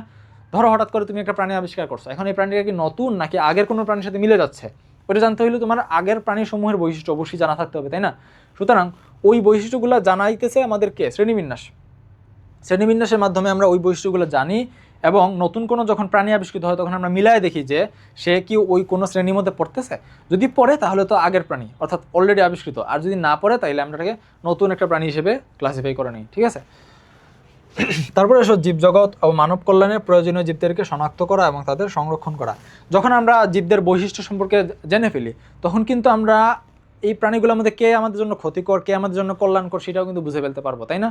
তো ওইটা বুঝে আমরা আমাদের জন্য কল্যাণকর প্রাণীগুলোকে আমরা মোর কাল্টিভেট করব, আরও বেশি সংরক্ষণ করার চেষ্টা করব এবং তাদেরকে আমাদের কাজে লাগানোর চেষ্টা করবো, আর ক্ষতিকর প্রাণীদের থেকে কীভাবে বেঁচে থাকা যায় সেই সম্পর্কে আমরা গবেষণা করবো, এগুলো আমরা করতে পারি। তো এই জন্য আমাদের সাহায্য করতেছে কে, অবশ্যই শ্রেণীবিন্যাস। ঠিক আছে, তো এই যে 5টা উদ্দেশ্য, 1 2 3 4 5টা উদ্দেশ্য খতে লিখে আসতে হইতে পারে। ঠিক আছে, এটা কোথায় আসে, এটা সিকিউতে আসে এবং 2 মার্কের প্রশ্নে আসে। ঠিক আছে, 2 মার্কের প্রশ্নে এরকম 5টা না পারো 4টা অন্তত লিখে আসতে যেতে পারো, খেয়াল করবা। ঠিক আছে, একটা সিকোয়েন্সে মনে রাখতে পারো যে প্রথমে আমি জ্ঞান আহরণ করলাম, তো একটা জ্ঞান আহরণ করার পর অবশ্যই এটা আমি একটা বইয়ে লিখে রাখবো, তাই না? সুতরাং আমি এটা সংরক্ষণ করলাম, সংরক্ষণ করার পরে তো আমি শুধু সংরক্ষণ নিজের জন্য করে নিই, অন্যকে দেখানোর জন্যই তো করছি, তাই না? অর্থাৎ মানুষের মধ্যে জ্ঞানটা ছড়াই দেওয়ার জন্যই তো। সুতরাং আমি কি করলাম, এই জ্ঞানগুলোকে উপস্থাপনও করলাম। ঠিক আছে, উপস্থাপন করার পরে এখন ধরো আমার যারা আমার থেকে শিখছে ওরা কি করছে, ওরা নিজেরা এখন গবেষণা শুরু করছে, ওরা কি করলো, একটা প্রাণী আবিষ্কার করলো এবং আমার সেই বইটা দেখে ওরা এই প্রাণীটাকে শনাক্ত করলো। ঠিক আছে, এবং নামকরণ করলো। ঠিক আছে, এখন এই শনাক্ত করা নামকরণ করার পরে এখন ওই প্রাণীটাকে আমাদের জন্য কল্যাণকর নাকি ক্ষতিকর এইটা ওরা বোঝার চেষ্টা করলো। ঠিক আছে, অর্থাৎ এই এরকম একটা স্টোরি আকারে যদি আমরা মনে রাখি তাইলে কিন্তু এই উদ্দেশ্যগুলো সহজে আমরা লিখে আসতে পারবো পরীক্ষার খাতায়। ঠিক আছে, চলো এখন আমরা আসল শ্রেণীবিন্যাসের দিকে আগাই। ঠিক আছে, প্রথমেই এখানে আমরা দেখি আগের যুগে কি ক্লাসিফিকেশন ছিল, শুধু উদ্ভিদ এবং প্রাণী, এটা করছিল কে, লিনিয়াস করছিল। তারপরে এখন আধুনিক যুগে আইসা আমরা দেখি যে ক্লাসিফিকেশনটা আরও অনেক বড় হয়েছে, ভাস্ট হয়েছে, তাই না? আধুনিক যুগের ক্লাসিফিকেশন আর.এইচ. হুইটেকার এবং মার্গুলিস করছেন। কোন দুইজন বিজ্ঞানী? আর.এইচ. হুইটেকার এবং মার্গুলিস, এই দুইজন বিজ্ঞানী। আর.এইচ. হুইটেকার কী করছে, পুরা প্রাণী জীবজগৎকে, পুরা জীবজগৎ অর্থাৎ লিভিং যত কিছু আছে সবগুলোকে উনি 5টা রাজ্যে ভাগ করছেন, 5টা রাজ্য। আর এই 5টা রাজ্যকে মার্গুলিস 2টা সুপার কিংডমে ভাগ করছেন। ঠিক আছে, অর্থাৎ এই 5টা রাজ্যকেও আরও উনি 2 ভাগে ভাগ করে ফেলছেন। ঠিক আছে, তো দেখো এই হইলো আমাদের মেইন ক্লাসিফিকেশন। জীবজগৎকে প্রথমেই আমরা কি করতে পারি, 2টা সুপার কিংডমে ভাগ করতে পারি। জীবজগৎকে আমরা প্রথমেই 2টা সুপার কিংডমে ভাগ করতে পারি, সুপার কিংডম 1, সুপার কিংডম 2। ঠিক আছে, সুপার কিংডম 1-এর অপর একটা নাম হইল প্রোক্যারিওটা, আর সুপার কিংডম 2-এর অপর নাম কি, ইউক্যারিওটা। এগুলো নিয়ে আমরা পরে জানবো। প্রোক্যারিওটের ভিতরে শুধু রাজ্য 1 আছে, আর বাকি যে 4টা রাজ্য অর্থাৎ এই যে 5 রাজ্যে ভাগ করছিলেন না, এই 5টা রাজ্যকে মার্গুলিস 2টা সুপার কিংডমে ভাগ করছিলেন, অর্থাৎ এই 5টা রাজ্যকে 2 ভাগে ভাগ করছিলেন। প্রথম ভাগে শুধু মনেরা অর্থাৎ প্রথম রাজ্যটাই আছে, আর বাকি 4টা হইল 2 নাম্বার সুপার কিংডমের ভিতরে উনি ফেলাইছেন। ঠিক আছে, সুতরাং সুপার কিংডম 1, সুপার কিংডম 2 এটা হলো main classification, super top classification. টপের পরের স্টেজটা হলো কি, কিংডম। সুপার কিংডমের পরের স্টেজ হলো কিংডম। কিংডমের মধ্যে কয়টা কিংডম আছে, 5টা কিংডম। এর মধ্যে প্রথমটা সুপার কিংডম 1-এর ভিতরে পড়ে, বাকি 4টা পরে হইলো সুপার কিংডম 2-এর ভিতরে। ঠিক আছে, এখন আসো এই রাজ্যগুলো 5টা কী কী আছে, মনেরা, প্রোটিস্টা, ফানজাই, প্লান্টি এবং অ্যানিমেলিয়া। ঠিক আছে, মনেরা, প্রোটিস্টা, ফাঞ্জাই, প্লান্টি এবং এনিমেলিয়া, এই 5টা রাজ্যে ভাগ করা হয়েছে। এই 5টা রাজ্য সম্পর্কে জ্ঞান লাভ করাই হইলো আমাদের এই চ্যাপ্টারের মূল পড়া, ঠিক আছে? তো চলো দেখি 5টা রাজ্যের মধ্যে কার কি বৈশিষ্ট্য এবং এরা কীরকম কীভাবে চলাফেরা করে এটা আমরা এখন শিখবো, ঠিক আছে? প্রথমেই আসো সুপার কিংডমগুলো সম্পর্কে আমরা জানার চেষ্টা করি। সুপার কিংডম 1 এবং সুপার কিংডম 2। দেখো সুপার কিংডম 1 কারা? সুপার কিংডম 1-এর মধ্যে আমরা কাদেরকে ঢুকাইছি এবং সুপার কিংডম 2-এর মধ্যে আমরা কাদেরকে ঢুকাইছি, বৈশিষ্ট্যগুলোর ভিত্তিকে, ঠিক আছে? সুপার কিংডম 1-এর মধ্যে আছে যারা আদিকোষ বিশিষ্ট এককোষী আণুবীক্ষণিক জীব, এদের অপর নাম কি? প্রোক্যারিওটা। দেখো এখন অনেকগুলো ইনফরমেশন চলে আসছে। সুপার কিংডম 1-এর মধ্যে যারা আছে তারা কি? প্রথমত হইল আদিকোষী, দ্বিতীয় হইল এরা কি? এককোষী, এরা কি? আণুবীক্ষণিক, এই 3টা, ঠিক আছে? প্রথমত এরা আদিকোষী, দ্বিতীয়ত এককোষী এবং তৃতীয়ত আণুবীক্ষণিক। আণুবীক্ষণিক কি এটা আমরা জানি, অর্থাৎ দেখতে অনুবীক্ষণ যন্ত্র লাগে, ঠিক আছে? অনুবীক্ষণ যন্ত্রের সাহায্যে দেখতে হয়, অর্থাৎ অতি ক্ষুদ্র যারা তারা, ঠিক আছে? এই প্রোক্যারিওটা অর্থাৎ সুপার কিংডম 1-এর যারা আছে এরা সবাই কি? খুবই ক্ষুদ্র হয়, ঠিক আছে? এদের দেখতে হলে আমাদের অনুবীক্ষণ যন্ত্র লাগে। 2 নম্বর হলো এককোষী, অর্থাৎ একটা কোষ দিয়ে এদের পুরা দেহ গঠিত, একটা কোষই এদের ফুল বডি, ঠিক আছে? তারপরে আসো আদিকোষ কি? আদিকোষ নিয়ে আমরা একটু সামনে পড়ালেখা করব। এরা সবাই আদিকোষী হয়, অর্থাৎ এদের নিউক্লিয়াস সুগঠিত না। অর্থাৎ দেখো কোষকে আমরা মোটা থেকে 2 ভাগে ভাগ করি, একটা হলো আদিকোষ, একটা হলো প্রকৃত কোষ। যে কোষগুলো সুগঠিত না, অর্থাৎ একদম ইমেচিউর স্টাইলের, এদেরকে আমরা বলি কি? আদিকোষ। আর যেগুলো ম্যাচিউর কোষ অর্থাৎ পারফেক্ট কোষ যেগুলো, এগুলোকে আমরা বলি প্রকৃত কোষ, অর্থাৎ রাফলি বললে এরকমই, ঠিক আছে? আর পরবর্তীটা দেখো সুপার কিংডম 2-তে কারা আছে? তাইলে সুপার কিংডম 2-তে এর উল্টাগুলো, অর্থাৎ আদিকোষ ছাড়া যারা প্রকৃত কোষে আছে তাদেরকে আমরা সুপার কিংডম 2-তে রাখছি, ঠিক আছে? সুপার কিংডম 2-তে আর কি আছে? এরা প্রকৃত কোষী, তারপরে এরা এককোষী হয় অথবা বহুকোষীও হইতে পারে, অর্থাৎ মূলত এই 2টা বৈশিষ্ট্য। প্রথমত কি? এরা প্রকৃতকোষী হয়, অর্থাৎ এদের কোষ পারফেক্টলি বিল্ড আপ হয়। আর 2 নম্বর কি? এরা এককোষী হইতে পারে অথবা বহুকোষীও হইতে পারে, ঠিক আছে? অর্থাৎ এই যে কোষটা, এটা একটা কোষ হইতে পারে অথবা 2টা কোষ বা একাধিক কোষ দিয়ে গঠিত পুরো বডিও হইতে পারে, ঠিক আছে? আর কি? এদেরকে বলা হয় ইউক্যারিওটা। আর এর আগে যারা আছে তাদেরকে বলা হয় প্রোক্যারিওটা। মনে রাখবা, প্রো মানে কি? পুরনো, ঠিক আছে? প্রো মানে পুরনো, অর্থাৎ ওল্ড ভার্সন, ঠিক আছে? এরা কারা? যারা আদিকোষী। আর ইউ মানে বলতে বোঝায় অ্যাকচুয়াল, অর্থাৎ প্রপার যারা, একদম মানে আপডেটেড যারা, তাদেরকে বলা হয় ইউ, ঠিক আছে? তো এইভাবে মনে রাখতে পারো প্রোক্যারিওটা এবং ইউক্যারিওটা, ঠিক আছে? তো আসো আমরা ফার্দার সামনে আগাই, এদের বৈশিষ্ট্য কী সেগুলো আমরা জানার চেষ্টা করি। আমরা আদিকোষ এবং প্রকৃত কোষ নিয়ে বলছিলাম যে জানবো, এখন আসো এগুলো নিয়ে আমরা একটু চিনি। আদিকোষ আসলে কি আর প্রকৃত কোষ অ্যাকচুয়ালি কি, এটা কিন্তু পরীক্ষায় আসে, ঠিক আছে? দেখো এখানে একটা চিত্রের সাহায্যে আমরা ভালো করে বুঝতে পারি। এই যে এটা হলো কি? প্রোক্যারিওটিক সেল, অর্থাৎ আদিকোষ। এটা হলো একটা আদিকোষ, আর এটা হলো একটা প্রকৃত কোষ, ঠিক আছে? এই 2টার মধ্যে পার্থক্য অ্যাকচুয়ালি কি? দেখো পার্থক্য অনেক কিছু। এখানে এই কোষের ভিতরে কি তেমন কোনো জিনিস আছে? নাই, শুধুমাত্র এই জিনিসগুলো ছাড়া, এই যে জিনিসগুলো, এগুলো ছাড়া আর তেমন কিছুই নাই কিন্তু, ঠিক আছে? এই জিনিসগুলো, এগুলো কি? এগুলো হলো ডিএনএ অথবা আরএনএ, ঠিক আছে? তাহলে আমরা প্রোক্যারিওটিক সেলের ভিতরে ডিএনএ আরএনএগুলো দেখলাম যে একদম ছড়ানো ছিটানো পুরো কোষ জুড়ে আছে, আর কোনো কিছুই তার নাই, ঠিক আছে? আরও ছোটো ছোটো কিছু জিনিস থাকে, এগুলো হলো রাইবোজোম। এই যে রাইবোজোম থাকে, ঠিক আছে? ছোটো ছোটো যে গোলাকার বস্তুগুলো আমরা দেখতে পাচ্ছি, এগুলো হলো রাইবোজোম। তার মানে আদিকোষের মধ্যে তেমন কিছুই নাই, একদম ওল্ড ভার্সন কোষ, ঠিক আছে? যেমন ধরো শুধু ডিএনএ এবং আরএনএ, আবার রাইবোজোমগুলোই থাকে। এখন আসো প্রকৃত কোষের কী অবস্থা দেখো। প্রকৃত কোষের ডিএনএ আরএনএগুলা নিউক্লিয়াসের ভিতরে, নিউক্লিয়ার আবরণ, এগুলা কি? নিউক্লিয়ার আবরণের ভিতরে সুন্দরভাবে সজ্জিত থাকে। এই যে ছোটো ছোটো জিনিসগুলো দেখতে পাচ্ছ, দাগগুলা, এগুলো হলো ডিএনএ, ঠিক আছে? অর্থাৎ ক্রোমাটিন বস্তুর মধ্যে সুসজ্জিতভাবে ডিএনএগুলা নিউক্লিয়াসের আবরণের ভিতরে নিউক্লিয়াসে সঠিকভাবে থাকে, ঠিক আছে? এখানে এই 2টার মধ্যে মূল পার্থক্য হইলো নিউক্লিয়াসে আর অঙ্গাণুসমূহে, ঠিক আছে? এখানে আমরা দেখতে পাচ্ছি যে নিউক্লিয়াস বলতে কোনো কিছুই নাই, নিউক্লিয়ার মেমব্রেন নাই, নিউক্লিওলাস বলতে মানে নিউক্লিয়াসে কোনো এক্সিস্টেন্সই নাই, শুধুমাত্র ডিএনএ আরএনএগুলো ছড়ায় আছে পুরো কোষ জুড়ে। আর এখানে আমরা দেখতে পাচ্ছি যে এই ডিএনএ আরএনএগুলো নিউক্লিয়ার মেমব্রেন দ্বারা বেষ্টিত হয়ে নিউক্লিয়াসের মধ্যে অবস্থান করতেছে। তার মানে কি? 1 নম্বর হইলো এখানে নিউক্লিয়াস সুগঠিত, তাই না? 1 নম্বর হইলো এখানে নিউক্লিয়াসটা সুগঠিত।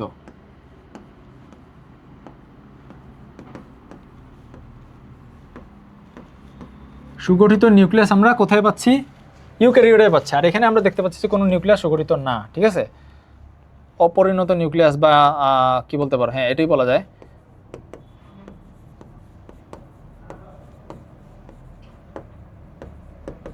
ঠিক আছে, 2 নম্বরে কি আছে দেখো, এখানে শুধুমাত্র রাইবোজোম আছে, আর এখানে অনেক ধরনের অঙ্গাণু আছে, যেমন ধরো মাইটোকন্ড্রিয়া আছে, এন্ডোপ্লাজমিক রেটিকুলাম আছে, তারা আরও অনেক ধরনের অঙ্গাণু থাকতে পারে, কিন্তু এখানে এরকম কোনো অঙ্গাণু নাই। এখানে অঙ্গাণু বলতে শুধু কি আছে, রাইবোজোম আছে, শুধু রাইবোজোম, ঠিক আছে, আর কোনো অঙ্গাণু নাই।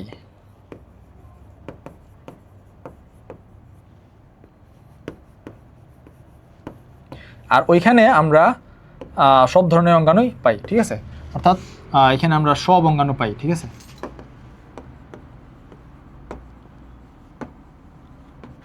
ওকে, তো এখানে আমরা সব ধরনের অঙ্গাণু পাচ্ছি, এখানে কোনো ধরনের অঙ্গাণু পাচ্ছি না, শুধুমাত্র রাইবোজোম। এখানে আমরা অপরিণত নিউক্লিয়াস পাচ্ছি, অর্থাৎ নিউক্লিয়ার মেমব্রেন নাই, নিউক্লিওলাস নাই, কোনো কিছুই নাই। এখানে আমরা সুগঠিত নিউক্লিয়াস, অর্থাৎ নিউক্লিয়াসে যতগুলো পার্ট আছে সবগুলো পার্ট এখানে এক্সিস্ট করবে, থাকবে এখানে, ঠিক আছে। তো এই পার্থক্যগুলো আমরা লিখতে পারি। এখানে এই যে অঙ্গাণুগুলো আছে, এই অঙ্গাণুগুলা কিন্তু মেমব্রেনাস, অর্থাৎ পর্দা আবৃত যে অঙ্গাণুগুলো আছে এগুলো আমরা এখানে পাই, ঠিক আছে। পর্দা আবৃত যে অঙ্গাণুগুলো আছে এগুলো আমরা এখানে পাই। আচ্ছা, এটা ক্লিন হয়ে গেছে। আচ্ছা, হোয়াটএভার, আমরা তাহলে কি বুঝলাম যে এখানে নিউক্লিয়াসের মধ্যে ডিএনএগুলো থাকে, আর এখানে ডিএনএগুলো কোষের মধ্যে ছড়ানো থাকে। এখানে পর্দাবৃত বিভিন্ন ধরনের অঙ্গাণু থাকে, এখানে পর্দাবৃত কোনো অঙ্গাণু নাই, অর্থাৎ শুধুমাত্র রাইবোজোম থাকে, ঠিক আছে। আর এই কোষগুলো একদম প্রিমিটিভ স্টাইলের, এই কোষগুলো একদম পারফেক্ট ম্যাচিউরড স্টাইলের হয়, ঠিক আছে। এখন আমরা দেখি আদিকোষ এবং প্রকৃত কোষ সম্পর্কে আমরা জানলাম। প্রোক্যারিওটা বলা হয় আদিকোষকে এবং ইউক্যারিওটা বলা হয় প্রকৃত কোষকে, ঠিক আছে। নেক্সট আসো, এই যে আদিকোষ যারা, তারা কি মনেরা শুধুমাত্র, ঠিক আছে। আর প্রকৃত কোষী কারা? বাকি সবাই, প্রোটিস্টা, ফাঞ্জাই, প্লান্টি এবং অ্যানিমেলিয়া, এরা সবাই কি প্রকৃত কোষী হয়। আর শুধুমাত্র মনেরা আদিকোষী এবং সুপার কিংডম 1 এর ভিতরে আছে। আর সুপার কিংডম 2 এর ভিতরে সব প্রকৃত কোষী, এবং এর মধ্যে কারা কারা আছে? প্রোটিস্টা আছে, ফাঞ্জাই আছে, প্লান্টি আছে এবং অ্যানিমেলিয়া আছে, ঠিক আছে। এখন আমরা এই রাজ্যগুলোর বৈশিষ্ট্য জানা শুরু করব। দেখো, প্রথমেই আমরা মনেরা নিয়ে পড়ালেখা করি। মনেরাকে আমরা কোথায় দেখছিলাম? সুপার কিংডম 1 এর ভিতরে দেখছিলাম। অর্থাৎ মনেরারা হইল সবাই আদিকোষী, অর্থাৎ এদের নিউক্লিয়াস সুগঠিত না, নিউক্লিয়ার মেমব্রেন নাই, কোষের ভিতরে সব ধরনের অঙ্গাণু নাই, শুধুমাত্র রাইবোজোম আছে, মনে আছে তো? তো ওইগুলো আমাদের কিন্তু এখানে কাজে লাগবে, কারণ এখন আমরা মনেরা বৈশিষ্ট্যগুলো দেখব। নাম্বার 1 বৈশিষ্ট্য হইলো এরা কি এককোষী, অর্থাৎ একটা কোষী এদের দেহ, ঠিক আছে। মনেরা বৈশিষ্ট্য হইলো এরা এককোষী এবং এদের একটা কোষই এদের দেহ গঠন করে, একটা কোষ হইল পুরা দেহ এদের, ঠিক আছে। আমাদের দেহ তো ট্রিলিয়ন ট্রিলিয়ন কোষ আছে, কিন্তু ওদের দেহ মাত্র একটা কোষই পুরো দেহ গঠিত হয়ে যায়। 2 নম্বর হইল ফিলামেন্টাস। দেখো তো, এই প্রাণীটার দিকে তাকাইলে আমরা ফিলামেন্ট কি জিনিস বুঝতে পারি। একটা প্রাণী, 2টা প্রাণী, 3টা প্রাণী, 4টা প্রাণী, এরকম করে প্রাণীগুলা একটার সাথে আরেকটা সিরিয়াল বেঁধে কি হইলো? একটা ফিলামেন্ট, অর্থাৎ একটা সুতান্নে স্ট্রাকচার গঠিত করলো, ঠিক আছে। অর্থাৎ প্রাণীগুলা সুতান্নে স্ট্রাকচার গঠন করে, এজন্য এদেরকে বলা হয় কি ফিলামেন্টাস, ঠিক আছে। একের পর এক সংযুক্ত হয়ে এরা একটা সুতান্নে স্ট্রাকচার বা একটা শিকলের মতো স্ট্রাকচার বানায় ফেলে, এজন্য এদেরকে বলা হয় ফিলামেন্টাস। এখন আসো কলোনিয়াল কি? কলোনিয়াল বলতে বোঝায় ব্যাকটেরিয়া একটা বৈশিষ্ট্য আছে। ধরো তুমি একটা পাত্রে যদি যথাযথ পুষ্টি উপাদান দিয়ে একটা ব্যাকটেরিয়া রেখে দাও, কয়েক ঘন্টা পরে এসে দেখবা যে এই পুরো পাত্র ব্যাকটেরিয়ায় ভরে গেছে, ঠিক আছে। আরও যদি প্রোঅ্যাক্টিভ কোনো ব্যাকটেরিয়া দাও, কয়েক ঘন্টা না আরও কম সময় দেখবা যে এই ব্যাকটেরিয়াগুলো একদম পাত্র ভরায় গেছে, ঠিক আছে। অর্থাৎ এদের বৈশিষ্ট্যই হইল এরা একদম কলোনি বানায় ফেলে, অর্থাৎ একটা থেকে আরেকটা তৈরি হয়ে একদম মানে জনসংখ্যা একদম বাড়ায় ফেলে ওরা, ঠিক আছে। অর্থাৎ দলবদ্ধভাবে এবং খুব দ্রুত মাল্টিপ্লাই করে, ঠিক আছে। দলবদ্ধভাবে থাকে এবং দ্রুত মাল্টিপ্লাই করে, এজন্য এদেরকে বলা হয় কলোনিয়াল, ঠিক আছে। অর্থাৎ এরা অসংখ্য হয় একত্রে বসবাস করে, ঠিক আছে, একটা থেকে অসংখ্য হয়ে যায় দ্রুত। তারপরে আসো নিউক্লিওলাস, নিউক্লিয়ার পর্দা নেই, এটা আমরা অলরেডি জানি। কারণ কি? মনেরারা সুপার কিংডম 1 এর অন্তর্ভুক্ত। সুপার কিংডম 1 মানে কি? যারা আদিকোষী, অর্থাৎ প্রোক্যারিওটিক যারা। আদিকোষীর মধ্যে আমরা অলরেডি জানি যে নিউক্লিওলাস, নিউক্লিয়ার মেমব্রেন কিচ্ছু থাকে না, শুধুমাত্র ডিএনএটা থাকে ছড়ানো ছিটানো অবস্থায় কোষের মধ্যে। আর পরের বৈশিষ্ট্য কি? পর্দাবৃত কোনো অঙ্গাণু নেই, শুধুমাত্র রাইবোজোম আছে, এটাও আমরা অলরেডি জানি, তাই না? কারণ আমরা আর আগে স্লাইডে পড়ালেখা করে আসছি যে আদিকোষ আর প্রকৃত কোষের মধ্যে ডিফারেন্স হলো এইটাই যে আদিকোষে কোনো ধরনের পর্দাবৃত অঙ্গাণু, অর্থাৎ মাইটোকন্ড্রিয়া, প্লাস্টিড, অর্থাৎ আধুনিক যে অঙ্গাণুগুলো, অর্থাৎ ভালো ভালো প্রাণীতে যে অঙ্গাণুগুলো থাকে ওইগুলো কোনো কিছু থাকে না। কারণ কি? এরা একদম প্রিমিটিভ, প্রাইমারি, ঠিক আছে। শুধুমাত্র রাইবোজোম থাকে। এখন সব প্রজনন, এই প্রাণীগুলো কিভাবে একটা প্রাণী থেকে আরেকটা প্রাণী তৈরি করে, অর্থাৎ নিজের বংশধর কিভাবে তৈরি করে, দ্বিবিভাজন বা বাইনারি ফিশনের সাহায্যে। দেখো এরা কোনো যৌন প্রজনন করতে পারে না, শুধুমাত্র অযৌন প্রজনন করে, ঠিক আছে। দ্বিবিভাজন কিভাবে হয়?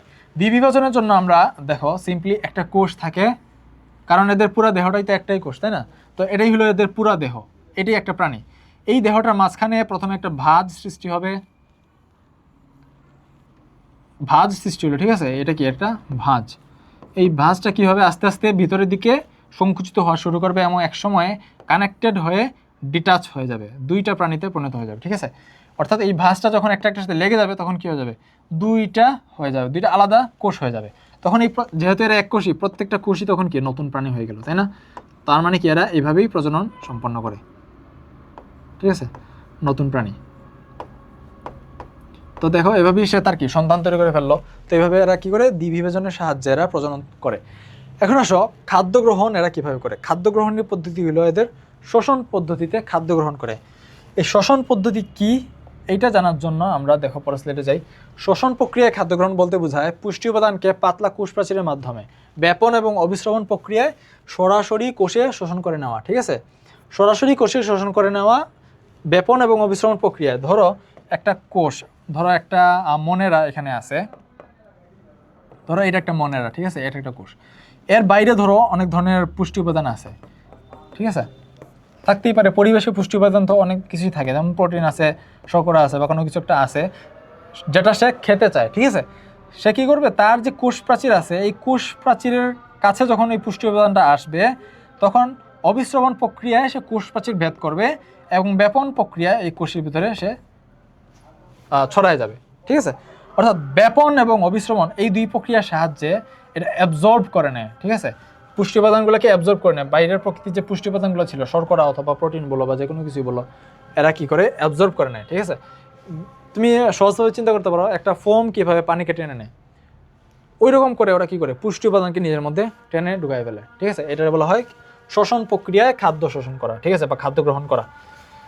ওকে, এখন আসো তাহলে আমরা এর বৈশিষ্ট্যগুলো চিনলাম। প্রথমে কি এরা এককোষী ফিলামেন্টাস কলোনিয়াল। তারপরে আসো এদের নিউক্লিয়াস কীরকম, নিউক্লিওলাস, নিউক্লিয়ার পর্দা নেই। তারপরে আসো এদের কোষ কীরকম, এদের পর্দাবৃত কোনো অঙ্গাণু নেই, শুধুমাত্র রাইবোজোম আছে। তারপরে আসে এদের প্রজনন কীরকম, এরা দ্বিবীজন প্রক্রিয়ায় প্রজনন সম্পন্ন করে, তারপরে এদের খাদ্য গ্রহণ হয় শোষণ প্রক্রিয়া। এখন এই যে বৈশিষ্ট্যগুলো এগুলো আমাদের কিন্তু মনে রাখতে হবে, কারণ সিকিউতে এগুলো আসে, ঠিক আছে। মনেরা একটা প্রাণী ছবি দিয়ে দিবে, এই ছবিগুলো অবশ্যই তোমাদের চিনে রাখতে হবে, ঠিক আছে, যাতে ছবি দেখেই বুঝতে পারো যেটা কোন রাজ্যের প্রাণী ছিল, ঠিক আছে। বইয়ের ছবিগুলো আমরা এখানে নিয়ে আসছি, এরকম যদি প্রাণী দেখো তাহলে বুঝবা যে কি এগুলো মনেরা রাজ্যের সদস্য, ঠিক আছে। তো মনেরার মধ্যে এই প্রাণীগুলো আছে এবং এই মনেরা এর বৈশিষ্ট্যগুলো কী কী এগুলো কিন্তু পরীক্ষায় আসে এবং লিখে আসতে হবে। সুতরাং আমাদের এইগুলো মনে রাখতে হবে, তাই না? মিনিমাম 5টা মনে রাখতেই হবে পরীক্ষার জন্য। কীভাবে মনে রাখবো এটা একটা সহজ একটা প্রক্রিয়া তোমার বলে দিই। প্রথমগুলো হলো এরা কিভাবে থাকে, কিভাবে বেঁচে থাকে, ঠিক আছে। এদের জীবন পদ্ধতি নিয়ে এটা প্রথম 3টা, ঠিক আছে। প্রথম বৈশিষ্ট্যগুলো কী কী নিয়ে, এরা কীভাবে জীবন ধারণ করে, এরা থাকে কী রকম করে, এইটা হইলো প্রথম কয়েকটা বৈশিষ্ট্য। তারপরে বৈশিষ্ট্যগুলা নিউক্লিয়াস কীরকম এবং কোষ কীরকম, অর্থাৎ পরের বৈশিষ্ট্যগুলা কোষীয় লেভেলে গিয়ে, অর্থাৎ সূক্ষ্ম লেভেলে, ঠিক আছে। অর্থাৎ এদের কোষ কীরকম এবং নিউক্লিয়াস কীরকম, নিউক্লিয়াস এবং কোষ ঠিক আছে। নিউক্লিয়াস কীরকম এবং কোষ কীরকম। তারপরেরটা হইল প্রজনন, তারপরটা হইল খাদ্য গ্রহণ। তো এই সিরিয়ালে যদি আমরা মনে রাখতে পারি, প্রথম হইলো এরা জীবন পদ্ধতি কীরকম, এরা কীভাবে থাকে, তারপর হইলো এদের নিউক্লিয়াস কীরকম, তারপর হইলো এদের কোষ কীরকম, তারপর হইলো এরা প্রজনন কীভাবে করে, খাদ্য গ্রহণ কীভাবে করে। এই কয়েকটা ক্রাইটেরিয়া যদি মনে রাখতে পারি, দেখবো যে পরবর্তী বৈশিষ্ট্যগুলো আমাদের পরবর্তী রাজ্যের বৈশিষ্ট্যগুলো আমরা সহজে মনে রাখতে পারবো, ঠিক আছে। তো এইগুলো মনেরা, ঠিক আছে। এখন আসো আমরা পরবর্তী রাজ্যে যাই। পরবর্তী রাজ্যে আমরা পাইলাম হইল প্রোটিস্টা। প্রোটিস্টার মধ্যে দেখো প্রথমে কি এরা কিভাবে বসবাস করে, এদের জীবন পদ্ধতি কীরকম, তাই না? সুতরাং প্রথমে আমরা পাইলাম যে এরা এককোষী, অর্থাৎ এককোষী বা বহুকোষী হইতে পারে এবং এরা কি একক, কলোনিয়াল এবং ফিলামেন্টাস। অর্থাৎ আগে যেরকম পাইছিলাম ঠিক ওই রকমই, কিন্তু দেখো আগে আমরা কি পাইছিলাম, এককোষী, ফিলামেন্টাস, কলোনিয়াল, তাই না? এরাও দেখো এককোষী, বহুকোষী, একক, কলোনিয়াল বা ফিলামেন্টাস। পার্থক্য কি, শুধুমাত্র এরা বহুকোষী হইতে পারে, ঠিক আছে। শুধুমাত্র পার্থক্য হইলে এরা বহুকোষী হইতে পারে, কিন্তু মনেরা বহুকোষী হইতে পারে না, শুধুমাত্রই এককোষী। অর্থাৎ এখানে আমরা তাইলে পাইলাম কি আগের মতোই সেম, শুধুমাত্র বহুকোষীটা অ্যাড করবে আর কিছুই না। অর্থাৎ এদের জীবন পদ্ধতি এবং দেহের গঠন, অর্থাৎ প্রথম যে বৈশিষ্ট্যগুলো কি হয় জীবন পদ্ধতি এবং দেহ গঠন নিয়ে, তাই না? এককোষী না বহুকোষী এবং এরা কীভাবে থাকে, একক, কলোনিয়াল নাকি ফিলামেন্টাস, এগুলো নিয়েই তো হয়। তো ওই বৈশিষ্ট্যগুলোর মধ্যে কী কী লিখবা, এককোষী বা বহুকোষী হতে পারে এবং একক, কলোনিয়াল বা ফিলামেন্টাস হতে পারে, ঠিক আছে? আগেরটার মতোই সেম, শুধুমাত্র বহুকোষীটা অ্যাড হইলো। সেকেন্ডলি আসো আমাদের পরবর্তী বৈশিষ্ট্যগুলো কী হইতো, মাইক্রো লেভেল, অর্থাৎ এদের কোষ এবং নিউক্লিয়াস কীরকম, তাই না? তো এগুলো নিয়ে হয়তো এদের পরবর্তী বৈশিষ্ট্যগুলো। সুতরাং প্রথমেই আসো নিউক্লিয়াস কীরকম হয়, নিউক্লিওলাস অবশ্যই সুগঠিত হবে, নিউক্লিয়ার পর্দা থাকবে। কারণ কি, কারণ এই যে প্রোটিস্টটা এটা কিন্তু ঢুকে গেছে এখন সুপার কিংডম 2-র ভিতরে চলে আসছে আমরা, তাই না? সুপার কিংডম 2-তে আমরা চলে আসছি। সুপার কিংডম 2-র মধ্যে প্রোটিস্টা, ফানজাই, প্লান্টি এবং অ্যানিমিলিয়া, এই 4টা ছিল। অর্থাৎ সুপার কিংডম 2 এর প্রথম রাজ্য হইলো এটা। সুতরাং এরা কি হবে, অবশ্যই এরা প্রকৃতকোষী হবে।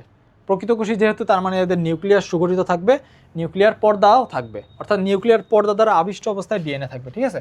ডিএনএ অণুগুলা নিউক্লিয়ার পর্দার ভিতরে সুন্দর করে সজ্জিত থাকবে এবং নিউক্লিওলাস থাকবে, ঠিক আছে? অর্থাৎ নিউক্লিয়াসটা যেভাবে গঠিত হওয়ার কথা ঠিক প্রপারলি গঠিত থাকবে, ওকে? তারপরে আসো সব ধরনের অঙ্গাণু থাকবে, এটাও কিন্তু আমরা জানি অলরেডি যে প্রকৃতকোষী যারা তাদের কোষ কীরকম হবে, এদের কোষের মধ্যে আমরা সব ধরনের অঙ্গাণু পাবো, ঠিক আছে? তার মানে আলটিমেটলি এই 3টা বৈশিষ্ট্য, এইগুলা মূলত এরা প্রকৃতকোষী হওয়ার কারণে যে বৈশিষ্ট্যগুলো অর্জন করছে ওইগুলোই অ্যাকচুয়ালি, ঠিক আছে? সুতরাং আলাদা করে কষ্ট করে মনে রাখতে হবে না। তুমি প্রকৃতকোষী হওয়ার কারণে তার যে বৈশিষ্ট্যগুলো আছে সেগুলো লিখে দিলেও কিন্তু 3টা বৈশিষ্ট্য হয়ে গেল, ঠিক আছে? এর আগে যেগুলো আমরা পড়ছিলাম ওইখানেও দেখো এই যে বৈশিষ্ট্যগুলা 4 এবং 5 নাম্বার, ঠিক আছে? এই 4 এবং 5 নাম্বারটাও কিন্তু কি আমার আদিকোষী হওয়ার কারণে তার যে বৈশিষ্ট্যগুলো তৈরি হয়েছে ওই বৈশিষ্ট্যগুলো এখানে জাস্ট লেখা হয়েছে। সুতরাং তোমাদের মনে রাখতে হবে শুধু 1, 2, 3 এবং 6 আর 7, এই 2টা বৈশিষ্ট্য তুমি একটা আদিকোষ না প্রকৃতকোষ এর উপর ভিত্তি করে লিখে আসতে পারবা পরীক্ষা, তাই না? সুতরাং এত ভয় পাওয়ার কিছু নাই, সহজে মনে রাখতে পারবা ইনশাআল্লাহ। তারপরে আসো সিকোয়েন্স অনুযায়ী এরপরে কি আসে, এরপরে আসে হইলো প্রজনন, তারপরে আসে খাদ্য গ্রহণ, তাই না? সুতরাং দেখো এদের প্রজনন কীরকম হয়, এদের প্রজনন দুইভাবে হইতে পারে, যৌন এবং অযৌন। দেখো আমরা যে সিকোয়েন্সে আগাইতেছি, মনেরা, প্রোটিস্টা, ফানজাই, প্লান্টি, অ্যানিমিলিয়া, আস্তে আস্তে আমরা উন্নত প্রাণীর দিকে আগাইতেছি, ঠিক আছে? একদম অনুন্নত থেকে শুরু করে আমরা আস্তে আস্তে এখন উন্নত প্রাণীর দিকে যাচ্ছি। এভাবে কিন্তু সাজানো আছে রাজ্যগুলো। তো আগে কি দেখছিলাম, শুধুমাত্র অযৌন প্রজনন হইতো, তাও বাইনারি ফিশন, অর্থাৎ একদম সিম্পল, 2 ভাগে ভাগ হয়ে যাওয়া, তাই না? এখন দেখো আরেকটা আপডেট হয়েছে, প্রজনন কি হয় এখন, যৌন হইতে পারে, অযৌনও হইতে পারে। যৌন প্রজনন কীভাবে হয়, কনজুগেশনের মাধ্যমে হয়, আর অযৌন প্রজনন মাইটোসিসের মাধ্যমে হয়। এখন নেক্সট কোশ্চেন আমাদের এটাই আসবে যে কনজুগেশন কি, তাই না? কনজুগেশন পদ্ধতিতে যৌন প্রজননটা কীভাবে করে, দেখো আমরা দেখি কীভাবে করে। যৌন ও অযৌন প্রজনন, আগে আমরা শিখতে হবে যে যৌন প্রজনন কি আর অযৌন প্রজনন কি, তাই না? শুধুমাত্র তো আমরা এগুলো শুনেই আসছি, এগুলো অ্যাকচুয়ালি কী বোঝায়? যৌন প্রজনন বলতে বোঝায় যে প্রজনন প্রক্রিয়ায় পুরুষ এবং স্ত্রী জননকোষ মিলিত হয়ে নতুন জীবের সৃষ্টি হয়, ঠিক আছে? অর্থাৎ এখানে আমার অবশ্যই 2টা প্রাণীর দরকার পড়বে, 2টা প্রাণীর দরকার পড়বে, যেটা একটা হবে মেল আর একটা হবে ফিমেল, অর্থাৎ 2টা প্রাণীর বৈশিষ্ট্য, ধরো ডিএনএ আরএনএগুলো যখন একসাথে হয়ে একটা প্রাণী গঠন করে তখন এই ধরনের প্রজননকে বলা হয় যৌন প্রজনন, ঠিক আছে? এখানে 2টা প্রাণী মাস্ট, 2 ধরনের প্রাণী থাকবে, এরা একসাথে বৈশিষ্ট্য একত্রিত হয়ে কী তৈরি করবে, নতুন প্রাণী তৈরি করবে, অর্থাৎ বাচ্চা দেবে। সুতরাং যে প্রজনন প্রক্রিয়ায় পুরুষ এবং স্ত্রী জননকোষ একসাথে মিলিত হয়ে নতুন জীব তৈরি করে সেই প্রজনন প্রক্রিয়াকে আমরা বলবো যৌন প্রজনন প্রক্রিয়া। আর যে প্রজনন প্রক্রিয়ায় অন্য কোনো প্রাণী লাগে না, শুধু একটা প্রাণী থেকেই নতুন একটা প্রাণী তৈরি হয়, সেই প্রজনন প্রক্রিয়াকে বলা হয় অযৌন প্রজনন, ঠিক আছে? অর্থাৎ কোনো জননকোষ লাগবে না, কোনো 2 প্রাণীর মিলন দরকার হবে না, শুধুমাত্র একটা মাত্র জীব থেকে কি নতুন জীব তৈরি হয়ে যাবে, ঠিক আছে? নতুন জীব সৃষ্টি হবে, একটা মাত্র জীব থেকে নতুন জীব সৃষ্টি হয়ে যাবে, এই ধরনের প্রজননকে বলা হয় অযৌন প্রজনন। অযৌন প্রজনন কীভাবে হইতে পারে, অলরেডি আমরা একটা এক্সাম্পল দেখে ফেলছি, তাই না? একটা কোষ যখন বাইনারি ফিশনের মাধ্যমে 2 ভাগ হয়ে 2টা কোষে পরিণত হয় তখন কি দেখো একটা কোষ থেকেই তার প্রজন্ম তৈরি হয়ে গেল, তাই না? সুতরাং এটা কি একটা অযৌন প্রজনন। এছাড়া আরও হইতে পারে, ধরো একটা প্রাণী ছিল, একটা প্রাণী এরকম ছিল, তার এখানে কি হলো, একটা মুকুলোদ্গম হইলো, অর্থাৎ এখান থেকে আরেকটা প্রাণী তৈরি হওয়া শুরু হইলো এবং এই প্রাণীটা একসময় স্বাধীন হয়ে নতুন প্রাণীতে পরিণত হয়ে গেল। তো এখানে কি একটা প্রাণী থেকে মুকুলোদ্গমের সাহায্যে আরেকটা প্রাণী তৈরি হয়ে গেল, তার মানে কি এটাও অযৌন প্রজনন। তো এইভাবে অযৌন প্রজনন অনেকভাবেই হইতে পারে, ঠিক আছে? যৌন প্রজননে কি হয়, জননকোষের মিলন, অর্থাৎ জননকোষ লাগবে এবং এই জননকোষ 2টা একসাথে হওয়া লাগবে, ঠিক আছে? যেমন ধরো মানুষের ক্ষেত্রে পুংগেমেট এবং স্ত্রীগেমেট একসাথে হয়ে জাইগোট গঠন হইতে হবে, তো এটা কি, এটা একটা যৌন প্রজনন। আর অযৌন প্রজননে জননকোষে কোনো মিলন হয় না, জননকোষে কোনো প্রয়োজনীয়তা নাই, ঠিক আছে? ওকে, এখন আসো আমরা আবার আগের স্লাইডে ফিরে যাই। এখানে আমরা বৈশিষ্ট্য পড়তেছিলাম কি, প্রজনন যৌন এবং অযৌন দুইভাবে করতে পারে। প্রতিষ্ঠানরা যারা আছে এরা যৌন প্রজনন করে কনজুগেশনের মাধ্যমে। এখন আসলে নতুন শব্দ হইতে কনজুগেশন অ্যাকচুয়ালি কি, যৌন প্রজননের মাধ্যম কনজুগেশন কীরকম হইতে পারে। দেখো কনজুগেশন প্রজননটা এইরকম চিত্রের সাহায্যে আমরা বুঝাই ফেলতে পারি। দেখো ধরো এটা একটা প্রতিষ্ঠান, এটা আরেকটা প্রতিষ্ঠান, ঠিক আছে। এরা দুইজন আসলো, যেহেতু এরা যৌন প্রজনন করতেছে তার মানে কি এদের মধ্যে দুইজন প্রাণী দরকার হবে, ঠিক আছে। যৌন প্রজননে কি হয়, দুই প্রাণী দরকার হয়, এক প্রাণী থেকে হয় না, ঠিক আছে। দুইটা প্রাণী লাগবে। তো এটা হলো 1 নম্বর প্রাণী, এটা হলো 2 নম্বর প্রাণী, ঠিক আছে। ওকে, 1 নম্বর প্রাণী এবং 2 নম্বর প্রাণী এরা কি করলো, দুইজন পাশাপাশি আসলো, ঠিক আছে। পাশাপাশি আসার পর এরা একজন একজনের সাথে কন্ট্যাক্টেড হইলো, অর্থাৎ কানেক্টেড হইলো, কন্ট্যাক্ট হইলো এদের মধ্যে। এই কন্ট্যাক্ট হওয়ার পরে এদের যে এখানে যে মেমব্রেন ছিল এই মেমব্রেনটা একত্রিত হয়ে তারপরে মিশে গেল, ঠিক আছে। এখানে একটা পোর বা ছিদ্রপথ তৈরি হইলো, ঠিক আছে। এইভাবে একটা পথ তৈরি হইলো। প্রথমে কন্ট্যাক্ট হইলো, তারপরে এই কন্ট্যাক্টের জায়গায় যে মেমব্রেন ছিল, পর্দাটা ছিল, পর্দাটা ছিদ্র হয়ে গেল। তারপর এই যে ছিদ্রপথ তৈরি হইলো, এই ছিদ্রপথের মাধ্যমে কি করে এরা এদের জেনেটিক ম্যাটেরিয়ালসগুলো আদান প্রদান করে, ঠিক আছে। অর্থাৎ ডিএনএ আরএনএ এগুলো আদান প্রদান করে।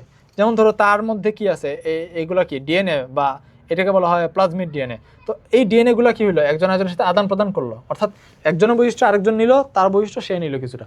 এরকম করার মাধ্যমে কি হলো, এরা নতুন বৈশিষ্ট্য সম্পন্ন দুইটা প্রাণীতে রূপান্তরিত হয়ে গেল। এখানে একটা জিনিস শর্টেজ আছে, এটা হলো এখানে কোনো নতুন প্রাণী তৈরি হয় না। অর্থাৎ প্রথমে কি ছিল, দুইটা ছিল, এখানেও কি দুইটাই আছে, অর্থাৎ নতুন প্রাণীর সংখ্যা কিন্তু বাড়ে নাই, ঠিক আছে। এই প্রজননের শুধুমাত্র বৈশিষ্ট্য, নতুন বৈশিষ্ট্যই তৈরি হয়, কোনো নতুন প্রাণী তৈরি হয় না, ঠিক আছে। তো এটা হলো আমাদের কনজুগেশন প্রক্রিয়া। এখন আসো কনজুগেশন কি আমরা বুঝলাম, তাই না। কনজুগেশন বুঝলাম, তার মানে আমরা যৌন প্রজনন কি এবং যৌন প্রজননের যে কনজুগেশন প্রক্রিয়া এটা কি সেটা সম্পর্কে আমরা ধারণা লাভ করলাম। এখন আসো অযৌন প্রজনন কিভাবে হয়। এদের অযৌন প্রজনন মাইটোসিসের মাধ্যমে হয়। অর্থাৎ আমরা কোষ বিভাজনের 3টা প্রক্রিয়া পড়ছি না, একটা হইলো বাইনারি ফিশন বা দ্বিবিভাজন, তারপরে মাইটোসিস, তারপরে কি মিওসিস। তো আগে আমরা দেখছিলাম যে মনেরারা কি করে অযৌন প্রজনন করে হইলো বাইনারি ফিশনের মাধ্যমে, তাই না, অর্থাৎ দ্বিবিভাজনের মাধ্যমে। তো এখানে আমরা দেখব যে এরা দ্বিবিভাজন না করে আরেকটু আপডেট মডেল, অর্থাৎ এরা মাইটোসিসের মাধ্যমে অযৌন প্রজনন করে, ঠিক আছে। মাইটোসিস প্রক্রিয়া কীরকম হয়, একটা কোষ থেকে 2টা কোষ তৈরি হয় একদম আইডেন্টিক্যাল, ঠিক আছে। 2টা কোষ তৈরি হয় একদম আইডেন্টিক্যাল, ডিএনএ এখানে যতটা এখানেও ঠিক ততটুকুই থাকবে। এরকম করে এরা মাইটোসিস প্রক্রিয়ায় ভাগ হয়, অর্থাৎ একটু আপডেট আর একটু উন্নত প্রক্রিয়া, ঠিক আছে। তো মাইটোসিস প্রক্রিয়া আমরা কি জানি, একটা কোষ থেকে 2টা কোষ তৈরি হয়, তাই না। তো এইভাবে মাইটোসিস প্রক্রিয়া এরা কি করে, এরা একজন থেকে 2জন হয়ে যায়, অর্থাৎ এরা বংশ বিস্তার করে। দেখো এখানে প্রাণী মাত্র একজনের দরকার পড়ছে, তাই না, একটা প্রাণী। সুতরাং এটা কি, এটা একটা অযৌন জনন প্রক্রিয়া। তারপরে আসো সিকোয়েন্সে আমরা পরবর্তী বৈশিষ্ট্য কি হয়, খাদ্য গ্রহণ কীভাবে করে, ওইটাই তো হয়, তাই না। তো খাদ্য গ্রহণ এরা শোষণ প্রক্রিয়া করে। শোষণ বলতে কি বোঝায় এটা আমরা আগেই পড়ছি, তাই না। অর্থাৎ পুষ্টি উপাদান পরিবেশ থেকে অ্যাবজর্ব করে নেওয়া। দ্বিতীয় আরেকটা পদ্ধতি এরা ফলো করে, এটা হলো ফটোসিনথেসিস। ফটোসিনথেসিস মানে কি, সালোক সংশ্লেষণ। যাদের মধ্যে ক্লোরোফিল থাকবে বা প্লাস্টিক থাকবে ওরা সালোক সংশ্লেষণ করতে পারবে, যারা সবুজ রঙের হবে এরা সালোক সংশ্লেষণ করতে পারবে। এদের সবাই কিন্তু সবুজ রঙের বা সালোক সংশ্লেষণে সক্ষম হয় না। যারা সবুজ, যাদের মধ্যে ক্লোরোপ্লাস্ট আছে শুধুমাত্র এরাই পারে, ঠিক আছে। সুতরাং এদের মধ্যে কি হইতে পারে, প্লাস্টিড বা ক্লোরোপ্লাস্ট থাকতে পারে, এবং যাদের আছে এরা ফটোসিনথেসিস করতে পারবে, ঠিক আছে। এর আগে মনেরারা পারতো না। কেন পারতো না, কারণ এদের মধ্যে কোনো ধরনের রাইবোজোম ছাড়া আর কোনো অঙ্গাণুই নাই, অর্থাৎ কোনো ক্লোরোপ্লাস্ট বা প্লাস্টিডই নাই। সুতরাং এরা ফটোসিনথেসিস করতে পারবে না। আর এই যে প্রোটিস্টটা, এরা কি প্রকৃত কোষী, এদের মধ্যে ক্লোরোপ্লাস্ট থাকতে পারে, প্লাস্টিড থাকতে পারে। সুতরাং কি এরা ফটোসিনথেসিসও করতে পারে চাইলে। আচ্ছা, এর আগে যেগুলো আমরা পড়ছিলাম এর উদাহরণ আমরা দেখি নাই, ঠিক আছে। আমরা উদাহরণ দেখি। আগেরটার উদাহরণ কি ছিল, ব্যাকটেরিয়া। মনেরার মধ্যে উদাহরণ কি ছিল, ব্যাকটেরিয়া এবং নস্টক, নীলাভ সবুজ শৈবাল, ঠিক আছে। নীলাভ সবুজ শৈবাল বা সায়ানো ব্যাকটেরিয়া যাদেরকে বলা হয়, এবং ব্যাকটেরিয়া, অর্থাৎ এরা হইলো আমার উদাহরণ, ঠিক আছে। ব্যাকটেরিয়া যতগুলো আছে সবগুলোই কি মনেরা, আর নস্টক নীলাভ সবুজ শৈবাল এরা হইলো কি মনের রাজ্যের অন্তর্গত। এই নামগুলো মনে রাখতে হবে, কারণ এগুলো এমসিকিউতে আসে এবং সিকিউতেও আসে, ঠিক আছে। এবং তোমাকে এই নামগুলো দেখে চিহ্নিত করতে হবে যে এরা আসলে কোন রাজ্যের অন্তর্গত। আর এখানে আমরা যখন পড়লাম প্রোটিস্টা, এই প্রোটিস্টার উদাহরণ কারা কারা আছে, অ্যামিবা, ডায়াটম, প্যারামেসিয়াম, এককোষী এবং বহুকোষী শৈবাল। দেখো একটা জিনিস খেয়াল করো, শৈবাল তাহলে কোন রাজ্যের অন্তর্গত, শৈবাল এটা ভালো করে মনে রাখতে হবে, কারণ শৈবাল আমাদের একটা কমন একটা জিনিস, তাই না। সব জায়গায় আমরা শৈবাল দেখতে পাই, এবং শৈবাল একটা ইম্পর্টেন্ট এক্সাম্পল এখানে। এককোষী এবং বহুকোষী যত শৈবাল আছে, এরা দেখো শৈবাল কিন্তু সবুজ রঙের হয়, শৈবাল খাদ্য তৈরি করতে পারে, এই জন্য কি এদের খাদ্য গ্রহণ একটা প্রক্রিয়া কি ফটোসিনথেসিস, ঠিক আছে। আর প্যারামেসিয়াম আছে, আর কি আছে ডায়াটম এবং এমিবা। এই ডায়াটম এবং এমিবার চিত্র বইয়ে দেওয়া আছে, সুতরাং চিত্র চিনে রাখতে হবে, ঠিক আছে। এই চিত্র দিয়ে বলতে পারে যেটা কোন রাজ্যের অন্তর্গত এবং তার বৈশিষ্ট্য লিখো, ঠিক আছে। সুতরাং তোমার চিত্র চিনতে হবে মাস্ট। এটা হলো ডায়াটম, এটা হলো এমিবা, ঠিক আছে। তো এমিবা, ডায়াটম, প্যারামেসিয়াম এবং শৈবাল এরা হইলো কি প্রোটিস্টা রাজ্যের অন্তর্গত। এখন আসো নেক্সট। তারপরে আছে হইলো যৌন জননীগুলো পড়ে ফেলছি, কনজুগেশন আমরা শিখলাম। তারপরে রাজ্য হলো ফানজাই। ফানজাই রাজ্য একটু অন্যরকম বৈশিষ্ট্য লালন করে, ঠিক আছে। এই পর্যন্ত আমরা যা দেখছি এরা সবাই কি কোষ দ্বারা গঠিত, কেউ এককোষী কেউ বহুকোষী, আদিকোষ নিউক্লিয়াস, এগুলো নিয়ে আলোচনা ছিল। এখানে বৈশিষ্ট্যগুলো একটু অন্য প্যাটার্নে আছে, তাও আমরা মিলাইতে পারবো। দেখো প্রথমটা আমাদের কি ছিল, প্রথম ছিল আমাদের প্রথমে আমরা আলোচনা করতাম তার জীবন পদ্ধতি, কিভাবে সে বেঁচে থাকে সেগুলো নিয়ে, তাই না। এখানেও দেখো প্রথমে আমরা জীবন পদ্ধতি পাই, দেখো কিভাবে পাই, এই যে সে কি স্থলজ, অর্থাৎ সে স্থলে বসবাস করে, অর্থাৎ সে কীভাবে বাঁচতেছে সেটা আমরা আইডিয়া পাচ্ছি, তাই না। তারপর এরা কি মৃতজীবী বা পরজীবী হয়, ঠিক আছে। অর্থাৎ এরা কি ধরনের জীব হয়, এরা মৃত পশু পাখি বা মৃত বস্তু থেকে পুষ্টি আহরণ করে, অথবা এরা পরজীবী অর্থাৎ অন্য প্রাণীর উপর ভিত্তি করে জীবন ধারণ করে, ঠিক আছে। অর্থাৎ স্থলজ, মৃতজীবী এবং পরজীবী হইতে পারে এরা। সুতরাং এখানেও কি প্রথম বৈশিষ্ট্যটা আগের মতোই, এদের লাইফস্টাইল নিয়ে প্রথম বৈশিষ্ট্য, ঠিক আছে। অর্থাৎ আগেরটার সাথে আমরা মিলিয়ে রাখতে পারি। তারপরেরটা হইলো এদের দেহ কিভাবে গঠিত। আমরা আগেও কিন্তু দেখতাম যে দেহ গঠন কিভাবে হয়েছে, এরা এককোষী না বহুকোষী, এগুলো আমরা প্রথমে আলোচনা করতাম, তাই না। এখানেও কি এদের দেহ গঠন নিয়ে দ্বিতীয় বৈশিষ্ট্য আমরা পাই। দেখো এরা কি এককোষী হয় অথবা মাইসেলিয়াম দিয়ে গঠিত হয়, ঠিক আছে। অর্থাৎ আমরা শুধুমাত্র যদি এগুলো যদি মনে রাখতে পারি যে প্রথমে আমরা এদের দেহ গঠন এবং জীবনাচরণ কীরকম সেটা নিয়ে লিখবো, তারপরে আমরা এদের কোষ এবং নিউক্লিয়াস কীরকম সেটা নিয়ে লিখবো, তারপরে আমরা এদের প্রজনন এবং খাদ্যগ্রহণ নিয়ে লিখবো। এগুলো যদি জাস্ট মনে রাখতে পারি তাহলে কিন্তু সব রাজ্যের বৈশিষ্ট্য আমরা সহজেই মনে রাখতে পারি, ঠিক আছে। এটাও কিন্তু আমরা অনেকটা ফরম্যাটে ফেলতে পারতেছি, ঠিক আছে। এরা কি প্রথমে যে লাইফস্টাইল, এরা স্থলজ এবং মৃতজীবী বা পরজীবী হয়। দ্বিতীয়ত এদের দেহ গঠন কীরকম, এরা এককোষী অথবা মাইসেলিয়াম দিয়ে গঠিত। আচ্ছা চলো এখন আমরা মাইসেলিয়াম কি এটা নিয়ে একটু জেনে আসি, কারণ মাইসেলিয়াম নিয়ে আমরা অনেক সময় কনফিউশনে থাকি, এটা আসলে কী জিনিস।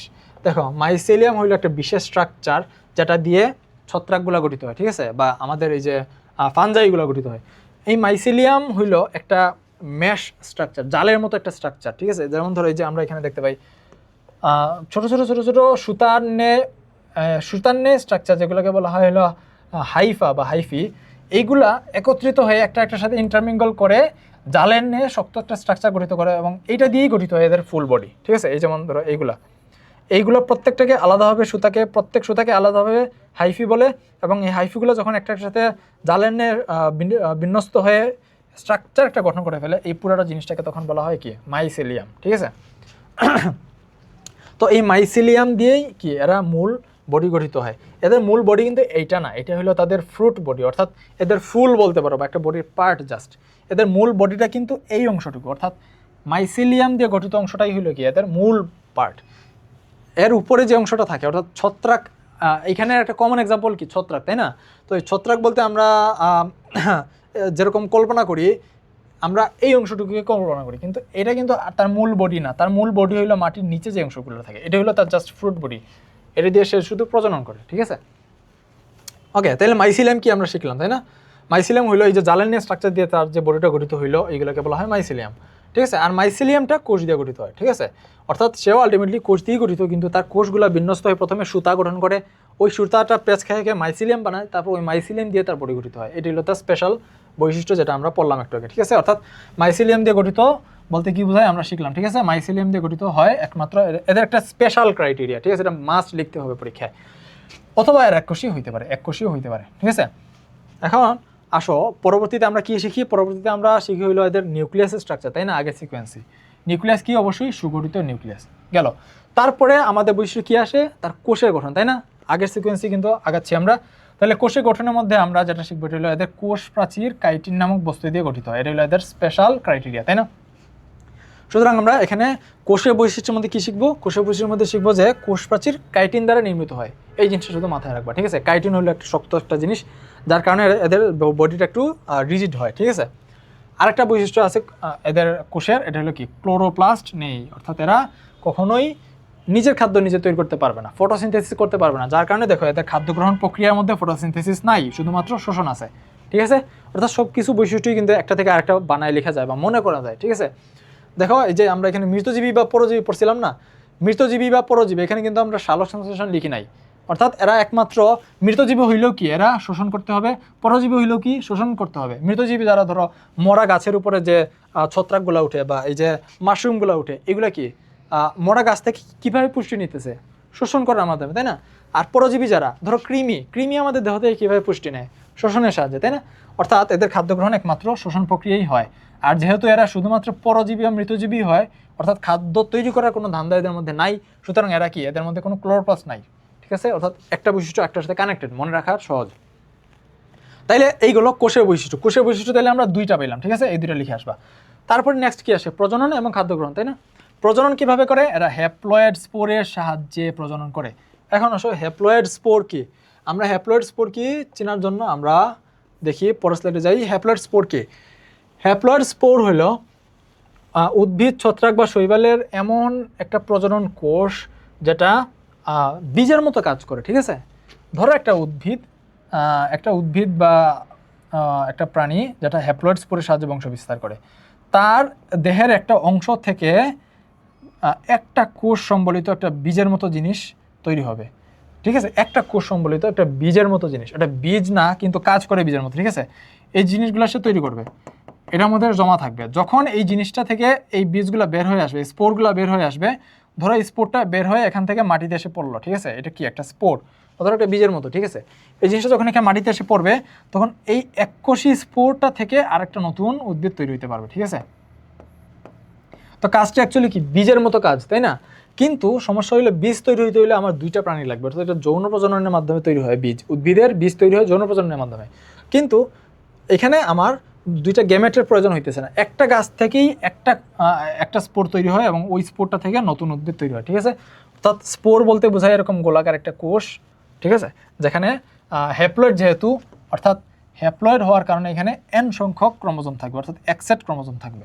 ঠিক আছে, অর্থাৎ একসেট ক্রোমোজোমওয়ালা একটা স্পোর হলো একটা কোষ, যেটা কিনা আমার নতুন একটা উদ্ভিদ জন্ম দিতে পারে বা নতুন একটা প্রাণী জন্ম দিতে পারে, সেজন্য এটাকে আমরা প্রজননের মাধ্যমে আমরা ইউজ করতে পারি। ঠিক আছে, তো হ্যাপ্লয়েড স্পোর হলো উদ্ভিদ, ছত্রাক বা শৈবালের একটা একক প্রজনন কোষ। ঠিক আছে, একক প্রজনন কোষ যেটা তৈরি হয় প্রজননের জন্য, যেটা এক স্থান থেকে অন্য স্থানে গিয়ে নতুন উদ্ভিদ তৈরি করবে, এই উদ্দেশ্যে এটা তৈরি হয় এবং এটা গাছ থেকে পতিত হয় বা কোনোভাবে এটা ট্রান্সফার হয় গাছ থেকে, তারপরে এটা কি করে নতুন একটা উদ্ভিদের জন্ম নেয়। আর এটা যেহেতু হ্যাপ্লয়েড, সুতরাং এটা কি একসেট ক্রোমোজোম বিশিষ্ট কোষ হবে।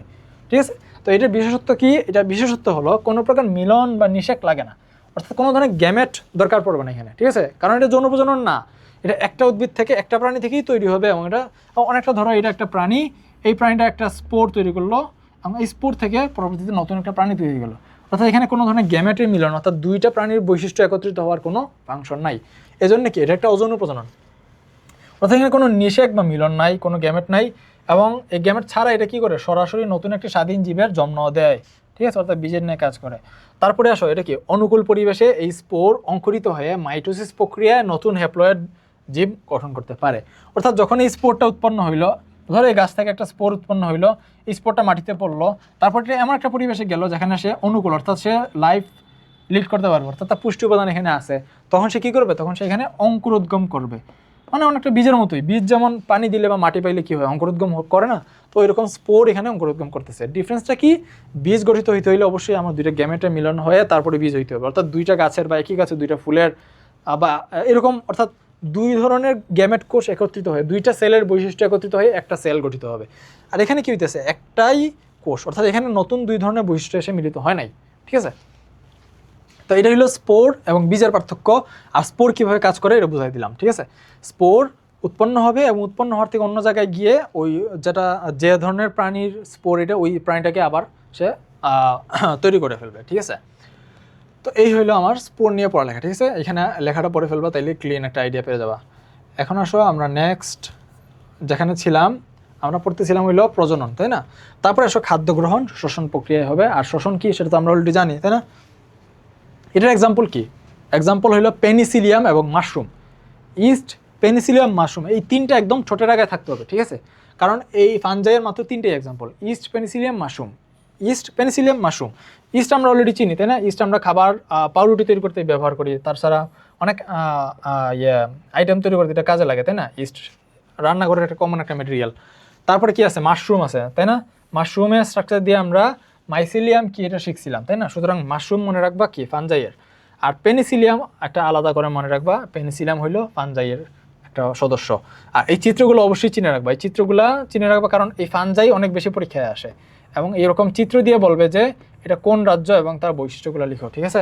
সুতরাং এই বৈশিষ্ট্যগুলো সিকোয়েন্সিয়ালি মনে রাখবা। প্রথমে হলো তার জীবন পদ্ধতি, তারপরে তার দেহ কীভাবে গঠিত হইলো, তারপরে দেহ তো গঠিত হইলো, দেহের মধ্যে কী আছে? কোষ আছে, এই কোষটা কীরকম এবং কোষের মধ্যে নিউক্লিয়াসটা কীরকম, তারপরে প্রজনন কীরকম, খাদ্য গ্রহণ কীরকম, বাস, ঠিক আছে? এইভাবে বৈশিষ্ট্যগুলো সহজে মনে রাখতে পারবা ইনশাআল্লাহ। এই চ্যাপ্টারে পোলাপান সবচেয়ে বেশি প্যারা খায় হলো বৈশিষ্ট্য মনে রাখা দিয়েই। সুতরাং বৈশিষ্ট্যগুলা কীভাবে সহজে মনে রাখা যায় এটি হলো আমাদের মূল ফোকাস, ঠিক আছে? মনে রাখতে পারলে আমরা এই সৃজনশীল মাস্ট আনসার করতে পারবো ইজিলি। তারপরে রাজ্য কি? প্লান্টি। এখন আমরা কি কি শিখলাম? মনেরা, প্রোটিস্টা, ফানজাই। মনেরার মধ্যে আছে কারা? ব্যাকটেরিয়া জাতীয় যারা আছে তারা, আদিকোষী। তারপরে আসলে শুরু হয়ে গেছে প্রকৃতকোষী, অর্থাৎ সুপার কিংডম 2। এখানে শুরু হয়েছে কি দিয়ে? প্রোটিস্টা দিয়ে, তারপরে ফানজাই। এই দুইটা আমরা পড়ে ফেলছি। প্রোটিস্টার মধ্যে কারা আছে? অ্যামিবা ডায়াটম যারা তারা। আর ফানজাইয়ের মধ্যে কারা আছে? ছত্রাক যারা তারা। অর্থাৎ সোজা একদম যদি ব্রিফলি বলি তাহলে মনেরার মধ্যে আছে কারা? ব্যাকটেরিয়া। আর প্রোটিস্টার মধ্যে কারা আছে? শৈবাল এবং ডায়াটম, অ্যামিবা এগুলা। আর ফানজাইয়ের মধ্যে কারা আছে? ছত্রাক এবং মাশরুম যারা তারা। তো অর্থাৎ এই জনরা শেষ। এখন আসলে আমাদের পরিচিত জনরায় আমরা প্রবেশ করব। অর্থাৎ পরিচিত কারা? উদ্ভিদ এবং প্রাণী, তারাই, তাই না? এখন শুধু আমরা উদ্ভিদ আর প্রাণী পাবো, ঠিক আছে? অর্থাৎ জটিল, অর্থাৎ অণুজীব, ক্ষুদ্রজীব যা যা আছে এগুলো কিন্তু আমাদের শেষ, ওদের ক্লাসিফিকেশন শেষ। এখন হইলো আমরা যেগুলো চিনি এরা, অর্থাৎ কি? প্লান্টি এবং অ্যানিমেলিয়া। প্রথমে আসো প্লান্টি। নামের মধ্যে কি আছে? প্লান্ট আছে, সুতরাং এটা কি? উদ্ভিদের জগৎ, অর্থাৎ উদ্ভিদের রাজ্য। উদ্ভিদের বৈশিষ্ট্য তো আমরা অলরেডি জানি, তাই না? তাও আমরা এগুলোকে সুন্দরভাবে একটু মনে রাখার চেষ্টা করবো, যাতে আমরা বইয়ের মতো করে লিখে দিয়ে আসতে পারি পরীক্ষায়। প্রথমে কি? লাইফস্টাইল, ওরা কীভাবে বেঁচে থাকে এবং কোথায় বেঁচে থাকে, তাই না? তাইলে প্রথমেই আমরা কি লিখবো? স্থলজ, অর্থাৎ এরা স্থলজ হইতে পারে, মাটিতে জন্মাইতে পারে, এবং জলজ, অর্থাৎ এরা জলেও হইতে পারে। অর্থাৎ পানির নিচে তো অনেক ধরনের উদ্ভিদ হয়, তাই না? পুকুরেও তো অনেক ধরনের উদ্ভিদ আমরা দেখি। অর্থাৎ এরা স্থলজ হইতে পারে, জলজ হইতে পারে। এর মধ্যে স্থলজ এর সংখ্যা বেশি, তাই না? স্থলজ এর সংখ্যা বেশি, বেশিরভাগই কি? স্থলজ, এবং কিছু সংখ্যক জলজ প্রজাতিও আছে এদের। তারপরে আসো এদের দেহ কীভাবে গঠিত। এদের দেহ গঠিত কীভাবে হয় এটা তো অবশ্যই লিখবা, যারা বহুকোষী হয়, তাই না? তো এখানে তুমি একটা নতুন বৈশিষ্ট্য অ্যাড করে দিতে পারো যে এরা বহুকোষী হয়। তো এইভাবে আমরা কি আগের ফর্মেটেই কিন্তু বৈশিষ্ট্যগুলো মনে রাখতে পারতেছি, ঠিক আছে? এদের লাইফস্টাইল, তারপরে এদের দেহের গঠন, তারপরে আসো এদের নিউক্লিয়াস এবং কোষের বর্ণনা, তাই না? এরকম কিন্তু আগের সবগুলোতেই ছিল। তারপরে আসো মাইক্রো লেভেলে, অর্থাৎ কোষ এবং নিউক্লিয়াস। কোষ কীরকম? আচ্ছা, প্রথমে দেখো নিউক্লিয়াস কীরকম। এরা প্রকৃত নিউক্লিয়াস বিশিষ্ট, অবভিয়াসলি, কারণ কি? এরা সুপার কিংডম 2 এর ভিতরে আছে, এবং আমরা অলরেডি মনেরা, প্রোটিস্টা, ফানজাই অনেক দূর আগে আসছি, তার মানে কি আরও অনেক উন্নত হয়ে গেছে আমরা অলরেডি, তাই না? অবশ্যই এদের মধ্যে প্রকৃত নিউক্লিয়াসযুক্ত কোষ থাকবে, ঠিক আছে? এবং কোষের মধ্যে সব ধরনের অঙ্গাণু থাকবে, ইভেন ক্লোরোপ্লাস্টও থাকবে, ঠিক আছে? অর্থাৎ কোষের বৈশিষ্ট্য, নিউক্লিয়াসের বৈশিষ্ট্য কী লিখবা? নিউক্লিয়াস, প্রকৃত নিউক্লিয়াস এবং নিউক্লিয়ার মেমব্রেন, নিউক্লিয়াস সব কিছু থাকবে। আর কোষের বৈশিষ্ট্য কি? কোষের মধ্যে ক্লোরোপ্লাস্ট থাকবে। এই ক্লোরোপ্লাস্টের কাজ কি? সালোক সংশ্লেষণ প্রক্রিয়া, খাদ্য তৈরি করে। আমরা সবাই জানি উদ্ভিদ কী করতে পারে? নিজের খাদ্য নিজে তৈরি করতে পারে। সুতরাং ওই বৈশিষ্ট্যটাই অ্যাকচুয়ালি এইটা, ঠিক আছে? কি? ক্লোরোপ্লাস্ট থাকে। ক্লোরোপ্লাস্ট কী করে? সালোক সংশ্লেষণ করে, ঠিক আছে? সুতরাং এইটা তোমরা কোষের বৈশিষ্ট্যের মধ্যে লিখে দিয়ে আসবা। ওকে, গেল নিউক্লিয়াস এবং কোষ। তারপরের বৈশিষ্ট্য কী হয়? প্রজনন এবং খাদ্য গ্রহণ। প্রজনন কী করে এরা প্রজনন অবশ্যই যৌন প্রক্রিয়ায় করে। কারণ কি? যৌন প্রক্রিয়া একটা উন্নত প্রক্রিয়া, উন্নত একটা বৈশিষ্ট্য, তাই না? মনেরা কিন্তু যৌন প্রজনন করতে পারে না, প্রোটিস্টা পারে, ফানজাই পারে, আর এরা কি? এরা অবশ্যই পারবে, কারণ কি? এরা আরও উন্নত। এরা যৌন প্রজনন কীভাবে করে? এরা অ্যানাইসোগ্যামাস পদ্ধতিতে যৌন প্রজনন, অর্থাৎ অ্যানাইসোগ্যামাস ধরনের যৌন প্রজনন এরা করে। এখন হোয়াট ইজ অ্যানাইসোগ্যামাস, এটা নিয়ে আমরা একটু দেখবো। দেখো তো অ্যানাইসোগ্যামাস কি? অ্যানাইসোগ্যামাস প্রজনন পদ্ধতিটা এরকম, দেখো এটা কোথায় রাখবো, এখানে রেখে আমরা। অ্যানাইসোগ্যামাস ধরনের যৌন প্রজনন কীরকম হয়? অ্যানাইসোগ্যামাস এই শব্দটাকে আমরা দুই ভাগে ভাগ করতে পারি, ঠিক আছে? অ্যানাইসো আর গ্যামাস, ঠিক আছে? আইসো মানে কি বলো তো? তোমরা তো এখন ভালোই ইংরেজি পারো সবাই। কারণ মোবাইল ফোনের যুগ, তাই না? তো আইসো শব্দের অর্থ আমরা সবসময় দেখি যে একই বা একই রকম বোঝায়, তাই না? তো আইসো গ্যামাস বলতে বুঝাইতো একই ধরনের গ্যামেট। আর এখানে অ্যানাইসো গ্যামাস, এর আগে এ যুক্ত করে দেওয়ার কারণে কি হয়ে গেল, এটা বুঝাইলো যে আসলে আইসো না, এটা বিপরীত হয়ে গেল, তাই না? তাহলে অ্যানাইসো গ্যামাস বলতে বোঝায় যে ধরনের যৌন প্রক্রিয়ায়, যেহেতু এটা যৌন প্রক্রিয়া, অবশ্যই দুই ধরনের গ্যামেট থাকবে মাস্ট, তাই না? দুই ধরনের প্রাণী থেকে দুইটা গ্যামেট আসবে, একটা মেল থেকে আর একটা ফিমেল থেকে দুইটা গ্যামেট আসবে, তাই না? যেহেতু এটা যৌন প্রজনন।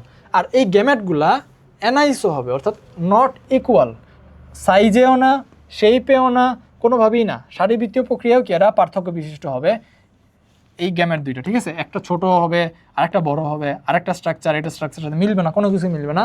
এবং এই ধরনের দুইটা গ্যামেটের মিলন হওয়ার পরে একটা জাইগোট গঠিত হবে এবং এটা থেকে নতুন প্রাণী আসবে, ঠিক আছে? এই ধরনের যে যৌন প্রজনন, এটাকে বলা হয় অ্যানাইসোগ্যামাস যৌন প্রজনন, ঠিক আছে? তো এখানে আমরা দুটো ছবি দেখতে পাইতেছি, তাই না? এটা হলো ফুলের রেণু বা পুং রেণু, ঠিক আছে? পুং রেণু। আর এটা কি, এটা হইলো স্ত্রীর গর্ভ বা যে কি বলে এটা, গর্ভমুণ্ড, এটা ঠিক আছে? গর্ভমুণ্ড না, এটা গর্ভকেশর। গর্ভকেশরের মধ্যে এখানে কি থাকে, ডিম্বাণু বা এগ সেল থাকে, ঠিক আছে? এই যে ডিম্বাণুটার স্ট্রাকচার আর এটা স্ট্রাকচার কি সেম হইলো? কখনোই না, একদমই ডিফারেন্ট, তাই না? এটার ভিতরে পরাগরেণু কীরকম হয়, এরকম খোঁচা খোঁচা হয়, তারপরে তার ভিতরে শুধু একটা নিউক্লিয়াস থাকে, তাই না? আর এখানে ডিম্বাণু, দেখো ডিম্বাণুটার স্ট্রাকচার, তার কাজ কর্ম, পরিবেশ সব কিছুই আলাদা। সে থাকে হইলো ডিম্বকের ভিতরে, এটা কি একটা ডিম্বক, তাই না? সে থাকে হইলো ডিম্বকের ভিতরে, এবং এইটা হইলো কি আমার ডিম্বাণু, যেটা কিনা আমার স্ত্রী গ্যামেট, তাই না? এই ডিম্বাণু এটা ডিম্বাণু স্ট্রাকচার এবং তার কাজ এবং পরিবেশ দেখো আমার পুংরেণুর চেয়ে একদমই ডিফারেন্ট, তাই না? আকার আকৃতিতে ডিফারেন্ট, আর অনেক ছোট, আর এটা কি, এটা অনেক বড়, তাই না? তারপরে এটা যেভাবে থাকে, যে একটা খোলসের ভিতরে নিউক্লিয়াসের আকারে থাকে, তার কোনো সাইটোপ্লাজম কম থাকে, এখানে শুধু নিউক্লিয়াসটাই বেশি থাকে। এখানে কি, এখানে এই কোষটার মধ্যে নিউক্লিয়াস এবং সাইটোপ্লাজম সব কিছুই আছে, তার পরিবেশটাও আলাদা, তার কার্যক্রম এবং গঠন সব কিছুই আলাদা। সুতরাং এই ধরনের দুইটা গ্যামেটের মিলনের মাধ্যমে কিন্তু উদ্ভিদ প্রজনন করে, তাই না? উদ্ভিদের মধ্যে পুংরেণু এবং ডিম্বাণুর যে নিষেক হয়, এই ডিম্বাণু এবং পুংরেণু কিন্তু টোটালি ডিফারেন্ট দুই ধরনের কোষ হয়। এই ধরনের তাদের যে যৌন প্রজনন, সেটাকে আমরা অ্যানাইসোগ্যামাস বলি, ঠিক আছে? তো অ্যানাইসোগ্যামাস বলতে কি বুঝাইলো তাইলে, দুই ধরনের পৃথক ধরনের দুইটা গ্যামেটের মিলনের মাধ্যমে যে যৌন প্রজনন হয়, সেটাকে বলা হয় অ্যানাইসোগ্যামাস ধরনের যৌন প্রজনন, ঠিক আছে? তো আমরা অ্যানাইসোগ্যামাস কি বুঝলাম। এখন আসো খাদ্য গ্রহণ। প্রজননের পরেই কি আসে, খাদ্য গ্রহণ। দেখো প্রজননের আর কোনো কিন্তু অপশন নাই, অর্থাৎ এদের অযৌন প্রজনন হয় না, কিন্তু আমরা জানি যে কৃত্রিমভাবে এদের অযৌন প্রজনন ঘটানো যায়। যেমন ধরো কি বলে এগুলোরে, ক্রাফটিং বলে, যেগুলোকে গ্রাফটিং বলে, ঠিক আছে? গ্রাফটিংয়ের মাধ্যমে আমরা কৃত্রিমভাবে, অর্থাৎ আমাদের এফোর্টের মাধ্যমে আমরা কিন্তু প্রজনন ঘটাইতে পারি, কিন্তু উদ্ভিদ নিজে নিজে এই প্রজনন ঘটাইতে পারে না, ঠিক আছে? এখন আসো খাদ্য গ্রহণ অবশ্যই উদ্ভিদ কীভাবে খাদ্য গ্রহণ করে আমরা জানি, সালোক সংশ্লেষণ, তাই না? তার কোনো শোষণ প্রক্রিয়া বা কিছু লিখবা না, লিখবা সালোক সংশ্লেষণ। কারণ কি, এরা ফটোসিনথেসিস করতে পারে, কারণ কি এদের ক্লোরোপ্লাস্ট থাকে, এই যে ক্লোরোপ্লাস্ট থাকে, ঠিক আছে? তো এই গেল আমাদের প্লান্টি। তো প্লান্টির উদাহরণ তো আমরা সবাই জানি, সবুজ উদ্ভিদ, বাস, আর কোনো এখানে কোনো কনফিউশন নাই। চলো নেক্সট কী হবে, আমাদের সুপরিচিত অ্যানিমেলিয়া, ঠিক আছে? অ্যানিমেলের বৈশিষ্ট্য কী, সেটা তো আমাদেরই বৈশিষ্ট্য, তাই না? সুতরাং এটা মনে রাখা সহজ। দেখো 1 নম্বরে কী আছে, 1 নম্বরে অবশ্যই তাদের লাইফস্টাইল বা এরকম কিছু। তো এখানে আমরা তেমন একটা সিকোয়েন্স আগেরটার মতো মিলাইতে পারবো না, ঠিক আছে? একটু কমপ্লেক্স, সুতরাং এটা স্পেশালি মনে রাখতে হবে আলাদাভাবে। দেখো প্রথমে কি, এরা অবশ্যই প্রকৃত নিউক্লিয়াস বিশিষ্ট হবে, এদের নিউক্লিয়াসের বর্ণনা দিলাম। তারপরে কি, এদের দেহ স্ট্রাকচার কীরকম হবে, বহুকোষী হবে।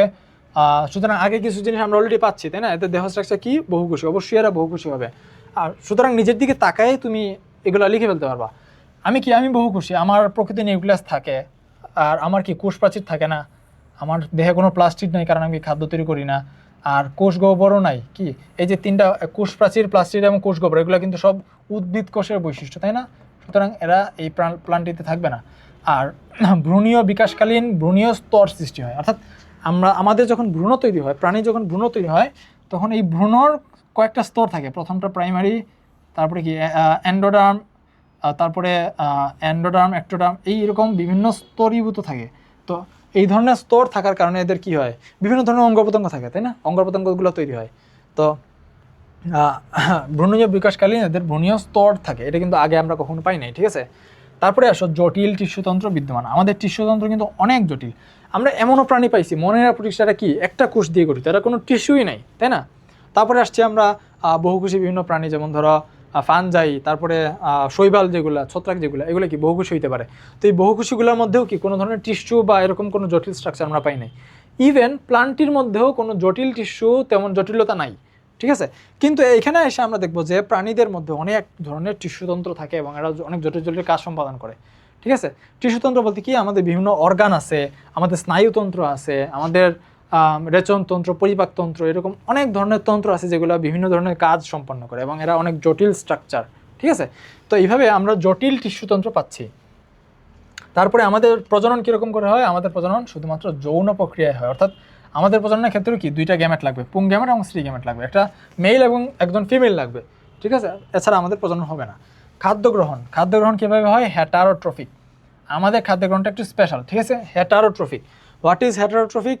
হেটারোট্রফিক বলতে বোঝায় যখন আমরা অন্যের খাদ্যের জন্য যখন আমরা অন্যের উপর নির্ভরশীল হই তখন এটাকে বলা কি? হেটারোট্রফিক। দেখি আমাদের এর উপরে একটা আলাদা স্লাইড আছে। আচ্ছা, আলাদা স্লাইড নেই। হেটারোট্রফিক বলতে বোঝায় যখন আমরা অন্যের উপর নির্ভরশীল হই খাদ্যের জন্য, ঠিক আছে? অর্থাৎ পরভোজী, অপরকে ভোজ করি।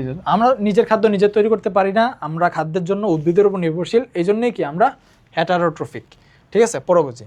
তো এই ছিল আমাদের প্লান্টের অ্যানিমিলিয়া বৈশিষ্ট্য। অ্যানিমিলিয়ার এক্সাম্পল হইল প্রোটোজোয়া ব্যতীত সকল মেরুদণ্ডী এবং অমেরুদণ্ডী প্রাণী। দেখো, প্রোটোজোয়া ছাড়া, অর্থাৎ প্রোটোজোয়াকে আমরা বাদ দিছি। প্রোটোজোয়াকে বাদ দিয়ে তাহলে কোথায় ঢুকাইলাম প্রোটোজোয়াকে? আগে প্রোটোজোয়াকে অ্যানিমিলিয়ার ভিতরে ধরা হইতো, এখন এই প্রোটোজোয়াকে প্রোটিস্টার ভিতরে ঢুকাই ফেলা হয়েছে, ঠিক আছে? এই প্রোটোজোয়াকে প্রোটিস্টার ভিতরে ঢুকাই ফেলা হয়েছে এবং প্রোটিস্টাকে দুই ভাগে ভাগ করে ফেলা হয়েছে। একটা হইলো অ্যাকচুয়াল প্রোটিস্টা, আর একটা হইলো কি যারা প্রোটোজোয়ার সে নতুন ঢুকছে ওই প্রোটোজোয়ারা। সুতরাং দুই ভাগে ভাগ হয়ে গেল, ঠিক আছে?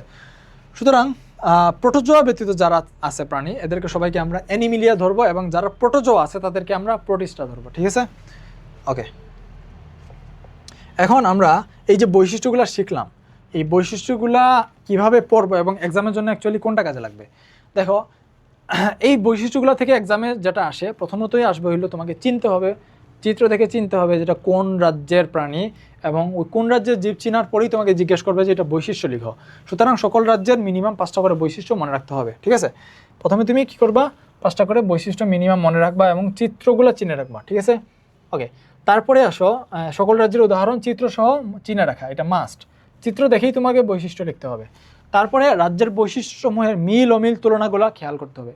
এই যেমন মনেরাগুলো সবাই এককোষী, অথচ প্রতিষ্ঠায় এসে আমরা বহুকোষী পাচ্ছি, তাই না? তারপরে মনেরাগুলো সবাই কী করে? খাদ্য গ্রহণ শ্বসন পদ্ধতিতে করে। প্রতিষ্ঠানরা এরা শ্বসন পদ্ধতিতে করে, কিন্তু কিছু কিছু আবার ফটোসিনথেসিস করতে পারে। তো এইভাবে তুলনা করে মনে রাখা, কে কোনটা পারে কে কোনটা পারে না, কার মধ্যে কী আছে এবং কার মধ্যে কী নাই, এগুলো তুলনা করতে হবে, তুলনা করা শিখতে হবে, ঠিক আছে? কী কী মিল আছে কী কী অমিল আছে এগুলো তুলনা শিখতে হবে, মাস্ট। তারপরে আসো একটা কমন কোশ্চেন বেশিরভাগ সময়ই আসে, কে কার চেয়ে উন্নত এটা নির্ধারণ করা শিখতে হবে। তোমাকে একটা প্রশ্ন ধরো, আমরা একটা এক্সাম্পল, আচ্ছা একটু পরে দেখবো, আমরা দেখি যে উন্নত একজন প্রাণী থেকে আরেকজন প্রাণী কীভাবে উন্নত হইলো, একটা শ্রেণী থেকে একটা শ্রেণী কেন উন্নত, এটা আমরা কীভাবে নির্ধারণ করব এটা একটু দেখি আমরা। দেখো, উন্নত কে কার চেয়ে উন্নত এটা জাস্টিফাই করার জন্য আমরা এই ক্রাইটেরিয়াগুলো মনে রাখবো, ঠিক আছে? উন্নত আমরা কখন বলবো? যখন দেখবো যে সে প্রকৃত কোষী এবং সুগঠিত নিউক্লিয়াস আছে, তখন তাকে আমরা উন্নত বলবো। আর যদি সে আদিকোষী এবং আদি নিউক্লিয়াস বিশিষ্ট হয় তাহলে তাকে আমরা অনুন্নত বলবো। তারপরে কি, সে যদি বহুকোষী হয় তাইলে সে অবশ্যই উন্নত, যদি এককোষী হয় তাইলে অনুন্নত, স্বাভাবিক, তাই না? তারপরে আসো জটিল টিস্যুতন্ত্র থাকা, যদি তার মধ্যে অনেকগুলো টিস্যু মিলে অর্গান গঠিত হয়, অনেক ধরনের তন্ত্র থাকে, তাহলে অবশ্যই সে উন্নততর, তাই না? আর যদি জটিল টিস্যুতন্ত্র না থাকে তাহলে সে কি? অনুন্নত হবে। যদি সে যৌন প্রজনন করতে পারে তাহলে সে অবশ্যই উন্নত। আর যদি অযৌন প্রজনন করে অথবা স্পোরের সাহায্যে বংশ বিস্তার করে, যেটা আমরা ফানজাইয়ে দেখছি, অথবা দ্বিবিভাজন করে, যেটা আমরা মনেরায় দেখছি, অথবা কনজুগেশন করে, যেটা আমরা প্রতিষ্ঠায় দেখছি, ওইগুলা কিন্তু অনুন্নত হবে, ঠিক আছে? এখানে আরেকটা জিনিস অ্যাড হবে, এটা হলো কনজুগেশন, ঠিক আছে? কনজুগেশন কারা করে? প্রতিষ্ঠানটা করে। কনজুগেশন করাটা কি একটা অনুন্নত বৈশিষ্ট্য, ঠিক আছে? তো এইগুলোর সাহায্যে আমরা তুলনা করতে পারবো।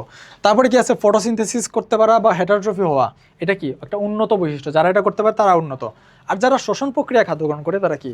অনুন্নত, ঠিক আছে, এগুলো কিন্তু কমন সেন্সে বোঝা যায়। তারপরে আসো উন্নত স্নায়ুতন্ত্র থাকা, এটা একটা উন্নত বৈশিষ্ট্য। যেমন ধরো শুধুমাত্র প্রাণীর উন্নত স্নায়ুতন্ত্র থাকে, এটা কিন্তু একটা উন্নত বৈশিষ্ট্য যেটা কিনা আর কারোরই নাই। অর্থাৎ প্রাণীরা, অ্যানিমেলিয়া যারা, তারা এর আগে সবগুলোর চেয়ে উন্নত হয়ে গেছে এখানেই এসে। ঠিক আছে, উন্নত স্নায়ুতন্ত্র না থাকাটা একটা অনুন্নত বৈশিষ্ট্য। এখন দেখো আমরা এক্সামে কীভাবে অ্যাকচুয়ালি আনসার করব এটা আমরা শিখি। ঠিক আছে, তো এই বৈশিষ্ট্যের উপর ভিত্তি করে আমরা কিন্তু উন্নত এবং অনুন্নত নির্ধারণ করব। এটা আমরা প্র্যাকটিক্যালি দেখি। দেখো, ধরো তোমার প্রশ্ন আসলে এরকম যে এই দুটো ছবি দিল, ছবি দেওয়ার পরে তোমার জিজ্ঞেস করলো যে একটা নাম দিল ক আর একটা নাম দিল খ।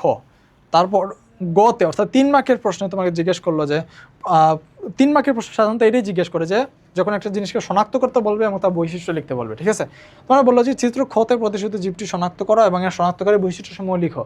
এখন আমাকে অবশ্যই চিত্র দেখে চিনতে হবে কোনটা, তাই না?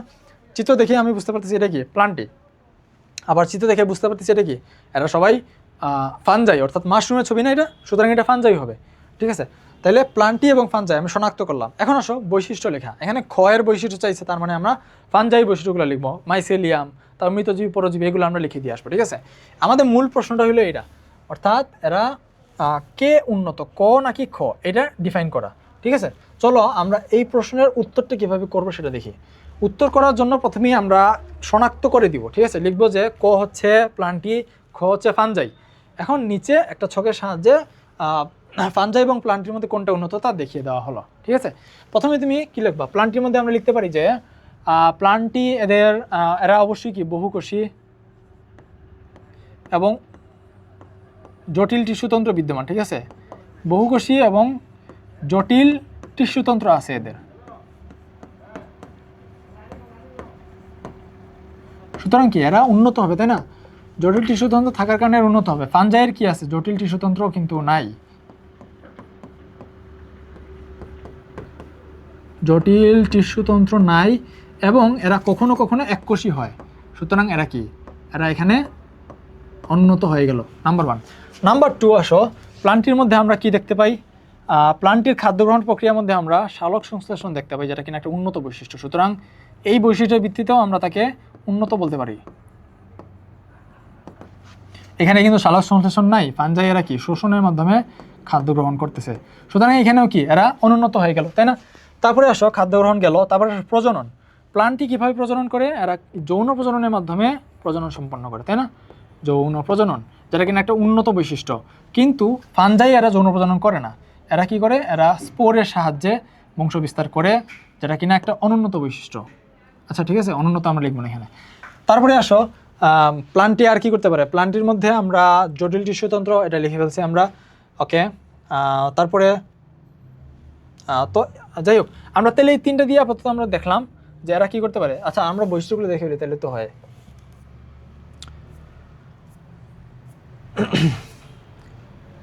প্লান্টির মধ্যে আমরা আর কি দেখি, ক্লোরোপ্লাস্ট থাকা, এটা একটা উন্নত বৈশিষ্ট্য, কি সাজেশন করতে পারে, এটা আমরা অলরেডি লিখে ফেলছি। প্রকৃত নিউক্লিয়াস যুক্ত, আচ্ছা এটা তো সমান হয়ে যাচ্ছে, ঠিক আছে, তাহলে আমরা মোটামুটি যেগুলো লেখা লিখে ফেলছি, তাই না? অর্থাৎ এখানে আমরা মোটামুটি এগুলো লিখে ফেলছি। ঠিক আছে, আমরা যেগুলো লিখছিলাম এগুলো মোটামুটি হয়ে গেছে আমাদের পার্থক্য করা। তো এই পার্থক্যের উপর ভিত্তি করে আমরা বলতে পারি কি, প্লান্টিয়ারা উন্নত এবং ফানজাই অনুন্নত। ঠিক আছে, তো এইভাবে তোমরা আনসার করে দিয়ে আসবা। ঠিক আছে, ওকে, এখন আসো নেক্সট কি আছে আমাদের। এখন আসো এই যে আমরা এতক্ষণ শিখলাম, কি শিখলাম, রাজ্যগুলো বৈশিষ্ট্য শিখলাম, এর মাধ্যমে আমাদের চ্যাপ্টারের প্রায় 50% শেষ, আরও বেশি 80% শেষ। আমাদের এখন সামান্য একটা অংশ বাকি, এটা কি, শ্রেণীবিন্যাসের ধাপ। আমরা এতক্ষণ শুধুমাত্র রাজ্যগুলো কি কি আছে দেখলাম, এই রাজ্যের ভিতরেও আরও ক্লাসিফিকেশন আছে। যেমন ধরো প্লান্টির ভিতরে উদ্ভিদরা আছে, এই উদ্ভিদের তো অনেক ক্লাসিফিকেশন আছে, তাই না? তো এই উদ্ভিদের ক্লাসিফিকেশনগুলোকে আমরা কি নাম দিব, রাজ্যের ভিতরে আরও অনেক পর্ব পাবো আমরা। প্রত্যেক পর্বের ভিতরে আরও অনেক ধরনের শ্রেণী আছে, প্রত্যেক শ্রেণীর ভিতরে আরও অনেক বর্গ থাকবে, আরও বর্গেরগুলোর ভিতরে প্রত্যেক বর্গ আবার অনেকগুলো গোত্রে বিভক্ত থাকবে, গোত্রগুলো আবার অনেক গণে বিভক্ত থাকবে, গণগুলো আবার অনেক প্রজাতিতে বিভক্ত থাকবে। এভাবে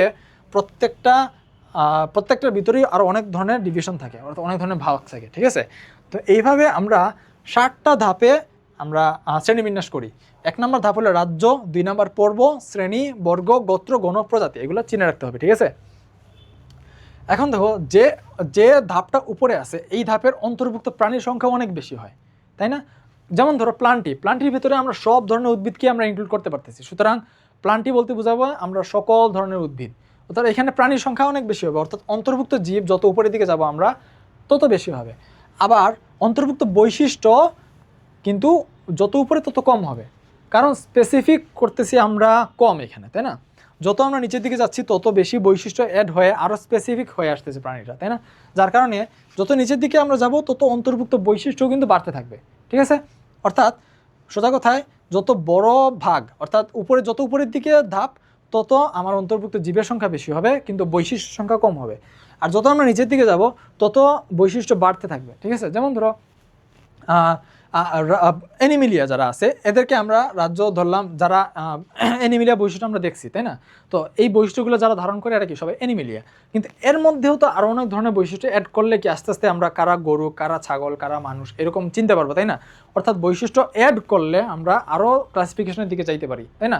অর্থাৎ যত ক্লাসিফিকেশনের ভিতরের দিকে যাব তত আমার বৈশিষ্ট্য বাড়তে থাকবে আর অন্তর্ভুক্ত জীবের সংখ্যা তত কমতে থাকবে, ঠিক আছে? যত আমি স্পেসিফিক হব তত আমার কাট আউট হইতে থাকবে সবাই, তাই না? এবং স্পেসিফিকলি আমি ওই প্রাণীর দিকে আগায় যেতে পারবো।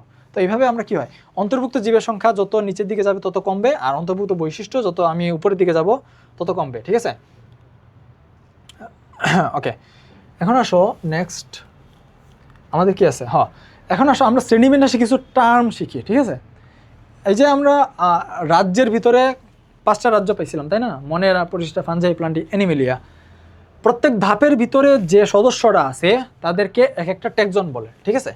যেমন ধরো রাজ্যের ভিতরে কি আছে, মনেরা, প্রতিষ্ঠা, ফাঞ্জাই, প্লান্টি, অ্যানিমেলিয়া। মনেরা একটা ট্যাক্সন, প্রতিষ্ঠা একটা ট্যাক্সন, ফাঞ্জাই একটা ট্যাক্সন, প্লান্টি একটা ট্যাক্সন, অ্যানিমেলিয়া একটা ট্যাক্সন, এরকম, ঠিক আছে? অর্থাৎ প্রত্যেকটা ধাপের ভিতরে যারা সদস্যরা আছে তাদেরকে একটা করে ট্যাক্সন বলা হয়, ঠিক আছে?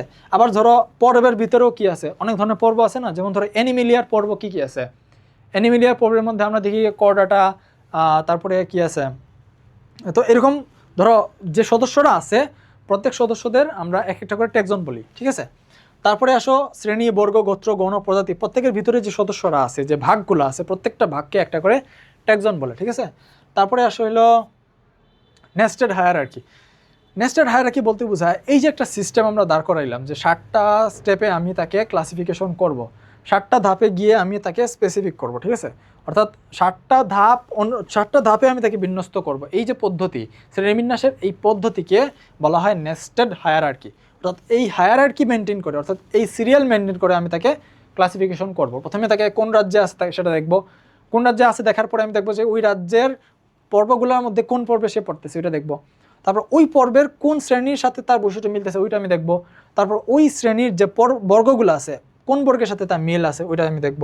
এইভাবে করে আমি সিকোয়েন্সিয়ালি আস্তে আস্তে আমি প্রজাতি পর্যন্ত নির্ধারণ করে ফেলবো, তাই না? তো এই পদ্ধতিকে বলা হয় নেস্টেড হায়ারার্কি, ঠিক আছে? তারপরে কি আছে দেখো, পর্ব রাজ্যের একটা উপসেট হিসেবে ধরা হয়। আমরা যদি রাজ্যকে একটা সেট ধরি তাহলে রাজ্যের ভিতরে যারা যারা আছে পর্বগুলা তার সাবসেট। যেমন ধরো রাজ্যের ভিতরে আমরা প্লান্টির ভিতরে আমরা সব ধরনের উদ্ভিদকে ঢুকাই ফেলছি। ওই উদ্ভিদগুলোর মধ্যে যারা ফার্ন বর্গীয় তাকে আমরা ফার্ন পর্বের মধ্যে ঢুকাই ফেলতেছি। অর্থাৎ বড় একটা সেটের এটা একটা উপসেট, ঠিক আছে? আমরা বড় একটা লিস্টের একটা পোর্শন হইল একটা পর্ব। অর্থাৎ বড় লিস্ট, অর্থাৎ লিস্ট বলতে আমরা ম্যাথমেটিক্যালি যেটাকে আমরা সেট বলি, তাই না? তো সেটের একটা পার্ট হইল পর্ব। আবার এই পর্বকে যদি আমরা একটা সেট ধরি তাইলে শ্রেণী হইল ওই পর্বের একটা পার্ট, তাই না? সুতরাং শ্রেণী হয়ে গেল পর্বের একটা উপসেট, তাই না? এভাবে দেখা যায় যে প্রত্যেকটা জিনিস প্রত্যেকের উপসেট হয়ে যাচ্ছে। অর্থাৎ প্রত্যেক উপরেরটাকে আমরা পরবর্তীটার সুপারসেট বলতে পারি, বা প্রত্যেকের নিজেরটারে আমরা বলতে পারি যে তার উপসেট হইল সে, ঠিক আছে? পর্বের উপসেট শ্রেণী, শ্রেণীর উপসেট বর্গ, বর্গের উপসেট গোত্র, গোত্রের উপসেট গণ, গণ এর উপসেট কি প্রজাতি, এরকম, ঠিক আছে? যত উপরের দিকে যাব তত বড় হবে সেটটা, আর যত নিচের দিকে যাব ওই সেটের ফ্র্যাকশন হইতে থাকবে এটা, ঠিক আছে? অর্থাৎ প্রত্যেকের নিচেরটা হইল তার উপসেট, ঠিক আছে? সহজভাবে এটা মনে রাখো। তারপরে আসো এখন আমরা একটা ফর এক্সাম্পল হিসেবে মানুষের শ্রেণীবিন্যাসটা আমাদের শিখে রাখতে হবে। যেহেতু আমরা মানুষ, আমাদের শ্রেণীবিন্যাসটা আমাদের জানা থাকতে হবে মাস্ট। দেখো নাম্বার 1, আমাদেরকে কোন রাজ্যে আমরা ফেলবো? মানুষকে অবশ্যই আমরা অ্যানিমেলিয়া রাজ্যের ভিতরে ফেলবো। কেন ফেলবো? কারণ আমরা পড়ছি যে আমাদের জটিল টিস্যুতন্ত্র আছে, আমাদের সুকেন্দ্রিক কোষ অর্থাৎ আমাদের নিউক্লিয়াসটা সুগঠিত, আরও কি পড়ছিলাম আমরা, বহুকোষী, আমরা জটিল টিস্যুতন্ত্র আছে, পরভুজী, আমরা হেটারট্রফিক, ঠিক আছে না? অর্থাৎ অ্যানিমেলিয়ার ভিতরে যে বৈশিষ্ট্যগুলো পড়ছিলাম ওইগুলো এখানে লিখে দিয়ে আসতে পারবা, ঠিক আছে? এগুলো যেহেতু আছে, সুতরাং আমরা কি আমরা কিংডম হিসেবে অ্যানিমিলিয়ার ভিতরে পড়বো। 2 নাম্বার আমাদের পর্ব তাহলে কি হবে? দেখো, পর্বর মধ্যে আমরা কোডাটার ভিতর পড়তেছি, কারণ কি আমাদের জীবনের কোন এক পর্যায়ে আমাদের নটকট থাকে, যাদের জীবনের এক পর্যায়ে দেখো আমাদের মেরুদণ্ড এইটা একদম ভ্রূণীয় অবস্থায় থাকতে কি হয়, নটকট অবস্থায় থাকে, ঠিক আছে? ওই নটকটটা আমাদের থাকে, যার কারণে আমরা কি কোডাটা হয়ে গেছি, ঠিক আছে? কোডাটা পর্বের সদস্য হয়ে গেছে। তারপরে আসো আমাদের ক্লাস কি, কোডাটার ভিতরে অনেকগুলো ক্লাস আছে, এর মধ্যে আমরা ম্যামালিয়ার মধ্যে পড়তেছি। কেন ম্যামালিয়া? কারণ হইলো আমরা বুকের দুধ খাই, ঠিক আছে? অর্থাৎ আমাদের যারা বাচ্চারা থাকে তারা কি মায়ের বুকের দুধ খেয়ে বড় হয়, এই জন্যে। আবার ধরো মাছের ক্ষেত্রে কি হয়, এরা কিন্তু মায়ের বুকের দুধ খায় না, তাই না? অর্থাৎ আমরা যেহেতু মায়ের বুকের দুধ খাই, সুতরাং আমরা কি ম্যামালিয়ার মধ্যে পড়তেছি। এখন সেই ম্যামালিয়ার মধ্যেও তো অনেক ধরনের বর্গ আছে, তাই না? অনেকগুলো বর্গ আছে। কোন বর্গের মধ্যে আমরা পড়ি? আমরা প্রাইমেটের মধ্যে পড়ি। কারণ কি? কারণ প্রাইমেটের যে বৈশিষ্ট্যগুলো, অর্থাৎ কোনো কিছুকে আঁকড়ে ধরতে পারা এবং দৃষ্টিশক্তি বেশি উন্নত হওয়া, এগুলো আমাদের আছে, ঠিক আছে? অর্থাৎ শ্রবণের চেয়ে আমাদের দৃষ্টিশক্তি বেশি উন্নত, যার কারণে আমরা কি প্রাইমেটের মধ্যে পড়তেছি। প্রাইমেট জাতীয় যে বর্গ আছে ওই বর্গের মধ্যে আমরা পড়তেছি, ঠিক আছে? এখন আসো, প্রাইমেটের মধ্যেও তো অনেক ধরনের ফ্যামিলি আছে। প্রাইমেটের কোন ফ্যামিলির মধ্যে আমরা পড়তেছি? প্রাইমেটের মধ্যে যারা শিম্পাঞ্জি, গরিলা, ওরাংওটাং এদের মতো যারা আছে তাদের মধ্যে আমরা পড়তেছি, অর্থাৎ 2 হাত 2 পা আছে এরকম যারা, তার মধ্যে আমরা পড়তেছি এবং তাদের বৈশিষ্ট্যের সাথে আমরা মিলেছি। সুতরাং তোমরা যদি কেন আমরা হোমিনিডার মধ্যে পড়ছি এটা লিখতে হইলে এক্সাম্পল হিসেবে এটাই লিখে দিবা যে শিম্পাঞ্জি, গরিলা এবং ওরাংওটাং প্রভৃতির সাথে আমাদের সাদৃশ্য আছে, এই জন্যই আমরা কি আমরা হোমিনিডা ফ্যামিলির মধ্যে পড়তেছি, ঠিক আছে? তারপরে আসো, এই হোমিনিডার মধ্যেও ক্লাসিফিকেশন আছে, যেমন ধরো বানর, শিম্পাঞ্জি, গরিলা, ওরাংওটাং এরা যারা আছে এদের মধ্যে থেকে আমাদের আরও স্পেসিফিক হয়ে আমরা মানুষ, তাই না? তো ওই মানুষগুলো আমরা আলাদা হইলাম কেন? কারণ আমাদের দেহের অনুপাতে মস্তিষ্ক সবচেয়ে বড় এবং খাড়াভাবে 2 পায়ে হাঁটতে পারি আমরা, ঠিক আছে? এই জন্যে আমরা হোমো নামক গণের ভিতরে পড়ছি, ঠিক আছে? এখন এই বৈশিষ্ট্যের ভিতরে তো কিছু প্রজাতি বানরও পড়ে, তাই না? সুতরাং আরও স্পেসিফিক হইতে হবে আমাদের। এই জেনাসের ভিতরেও আরও যে স্পেসিসগুলো আছে এর মধ্যে হোমো সেপিয়েন্স যে স্পেসিস, ওইটার মধ্যে আমরা মানুষকে ধরতে পারি, ঠিক আছে? কারণ কি? কারণ হইল আমাদের চৌড়া কপাল আছে এবং চৌড়া এবং খাড়া কপাল আছে। খুলির হাড় হোমো গণের অন্য প্রজাতির তুলনায় পাতলা এবং বুদ্ধিভিত্তিকভাবে উন্নত হওয়ার কারণে এবং আমাদের কপালের যে স্ট্রাকচার, আমাদের খুলির যে স্ট্রাকচার, এইগুলার থেকে কিন্তু আমরা বানরের থেকে ডিফারেন্ট হয়ে যাই, তাই না? বানরের কপাল কিন্তু ছোট হয়, চৌড়া হয় না, আর বুদ্ধিভিত্তিকভাবে তারা উন্নত না। তো এইগুলোর দিক থেকে আমরা কি বানর থেকে সেপারেট হয়ে আমরা সেপিয়েন্স হয়ে গেলাম, ঠিক আছে? হোমো সেপিয়েন্স প্রজাতির ভিতরে আমরা পড়ে গেলাম। এইভাবে আমরা মানুষকে ধাপে ধাপে বিন্যস্ত করে করে একদম প্রজাতি পর্যন্ত বিন্যস্ত করে ফেললাম, ঠিক আছে? তো এইভাবে অন্যান্য প্রাণীকেও আমরা ধাপে ধাপে বিন্যস্ত করে প্রজাতি পর্যন্ত বিন্যস্ত করার পরে আমরা বলতে পারবো যে আমরা শ্রেণীবিন্যাস করতে পারছি, ঠিক আছে? তো এইভাবে শ্রেণীবিন্যাস করার যে পদ্ধতি, এটাই হলো নেস্টেড হায়ারার্কি। আর শ্রেণীবিন্যাসের এই হলো পদ্ধতি, ঠিক আছে? এখন আসো লাস্ট টপিক আমাদের, দ্বিপদ নামকরণ বা বৈজ্ঞানিক নাম, ঠিক আছে? একটা প্রাণীকে যখন আমরা শ্রেণীবিন্যস্ত করে ফেলি, তার বৈশিষ্ট্যগুলো শনাক্ত করে ফেলি এবং তাকে আমরা চিনে ফেললাম যে সে ওই রাজ্যের, ওই কিংডমের, ওই পর্বের, ওই স্পেসিসের প্রাণী, তখন নেক্সট আমাদের কাজ হয় তার একটা স্পেসিফিক নাম দেওয়া, যাতে তাকে আমরা ওই নামে শুধুমাত্র তাকেই আমরা যাতে চিনতে পারি, ঠিক আছে? তো এটাই হলো দ্বিপদ নামকরণের মূল কথা বা বৈজ্ঞানিক নাম দেওয়া, ঠিক আছে? দ্বিপদ নামকরণের মধ্যে আমরা গণ এবং প্রজাতিকে রাখি, ঠিক আছে? গণ এবং প্রজাতিকে পাশাপাশি লিখলে যে নামটা হয় ওইটাকে আমরা দ্বিপদ নামকরণ বলি। যেহেতু 2টা পদ, প্রথম পদ দ্বিতীয় পদ, যার কারণে এটা নাম হয়ে গেছে কি দ্বিপদ নামকরণ। আর এই গণ এবং এই প্রজাতি তো শুধুমাত্র তারাই হবে, যার কারণে এটা কি এটা স্পেসিফিক হয়ে গেল এবং এই ধরনের নামকরণকে আমরা বৈজ্ঞানিক নাম বলি, ঠিক আছে? ফর এক্সাম্পল আমরা হোমো সেপিয়েন্সকে দেখতে পারি। হোমো সেপিয়েন্স, হোমো হইল তার গণ এবং সেপিয়েন্স হইল প্রজাতি, অর্থাৎ মানুষের গণ কি হোমো এবং সেপিয়েন্স হইল প্রজাতি। সুতরাং এই হোমো এবং সেপিয়েন্সকে যদি আমরা পাশাপাশি লিখি, তাই লিখি মানুষ প্রজাতির নাম হয়ে গেল এটাই, ঠিক আছে? মানুষ প্রজাতির বৈজ্ঞানিক নাম। এবং হোমো সেপিয়েন্স বলতে শুধুমাত্র আমরা স্পেসিফিকলি এখন মানুষকেই বুঝবো, আর কারণ আর কোনো কিছুকে বোঝার উপায় নাই, তাই না? ওকে, এখন আসো এই যে বৈজ্ঞানিক নামটা আমরা লিখলাম, এটার মধ্যে কী কী আমরা বৈশিষ্ট্য দেখি। দেখো, বৈজ্ঞানিক নামটা আমরা প্রথমে গণ লিখছি, তারপরে প্রজাতি লিখছি। আর এই গণর প্রথম অক্ষরটা শুধু আমরা বড় হাতে লিখছি, বাকিগুলো সবগুলো ছোট হাতের। এগুলো কিন্তু খুব ভালো করে মনে রাখতে হবে, এখানে বোকামি করলে কিন্তু বোঝা যায় যে তুমি এই চ্যাপ্টার তেমন কিছু পড়োই নাই, তাই না? বৈজ্ঞানিক নামকরণের বেসিক জিনিসগুলো এইগুলো। প্রথম অক্ষরটা শুধু বড় হাতে রাখবা। নর্মাল যে নাম লেখার সময় আমরা প্রত্যেকটা শব্দের প্রথম অক্ষরকে বড় হাতে রেখে এরকম করা যাবে না, ঠিক আছে? শুধুমাত্র গণয়ের প্রথম অক্ষরটাকে বড় করবা, বাকিগুলো সব কিন্তু ছোট। দেখো এখানে এস কিন্তু ছোট হাতের, ঠিক আছে? এটা বড় হাতের হবে, এটা ছোট হাতের হবে, ঠিক আছে? গেল। তারপরে আমরা কি করলাম, যেহেতু আমরা হাতে লিখি, পরীক্ষায় আমরা কি অলওয়েজ হাতে লিখি, তাই না? এজন্য আমরা নিচে আন্ডারলাইন করবো অলওয়েজ, ঠিক আছে? প্রত্যেকটা শব্দের নিচে আলাদা করে আন্ডারলাইন, কন্টিনিউয়াস এরকম একটা টান দিবা না, ভেঙে ভেঙে এক টুকরা দুই টুকরা করে টান দিবা, ঠিক আছে? তো এইভাবে তোমরা বৈজ্ঞানিক নাম লিখবা, ওকে? ল্যাটিনে লেখার কোনো প্রয়োজন নাই, কারণ ল্যাটিন হলো যখন প্রিন্ট করা হয় তখন, ঠিক আছে? তো দেখো এই রুলসটা আমরা কিন্তু দেখো যে হাতে লেখার সময় আমরা কীভাবে বৈজ্ঞানিক নামগুলো পরীক্ষার খাতায় লিখবো, এটা এখানে দেওয়া আছে। হাতে লেখার সময় গণ এবং প্রজাতিক নামের নিচে আলাদা করে দাগ দিতে হবে, ঠিক আছে? যেমন ফর এক্সাম্পল অরাইজা সেটিভা অথবা কাতলা কাতলা, ঠিক আছে? তো এভাবে আমরা বৈজ্ঞানিক নাম লিখতে পারি। এখন আসলে নেক্সট দ্বিপদ নামকরণ পদ্ধতি বলে বইয়ের যে প্যারাটা আছে, এই প্যারায় অনেক কিছু আমরা এমসিকিউ দেখি এবং সিকিউ দেখা যায়, ঠিক আছে? চলো আমরা ওইগুলা আইডেন্টিফাই করি।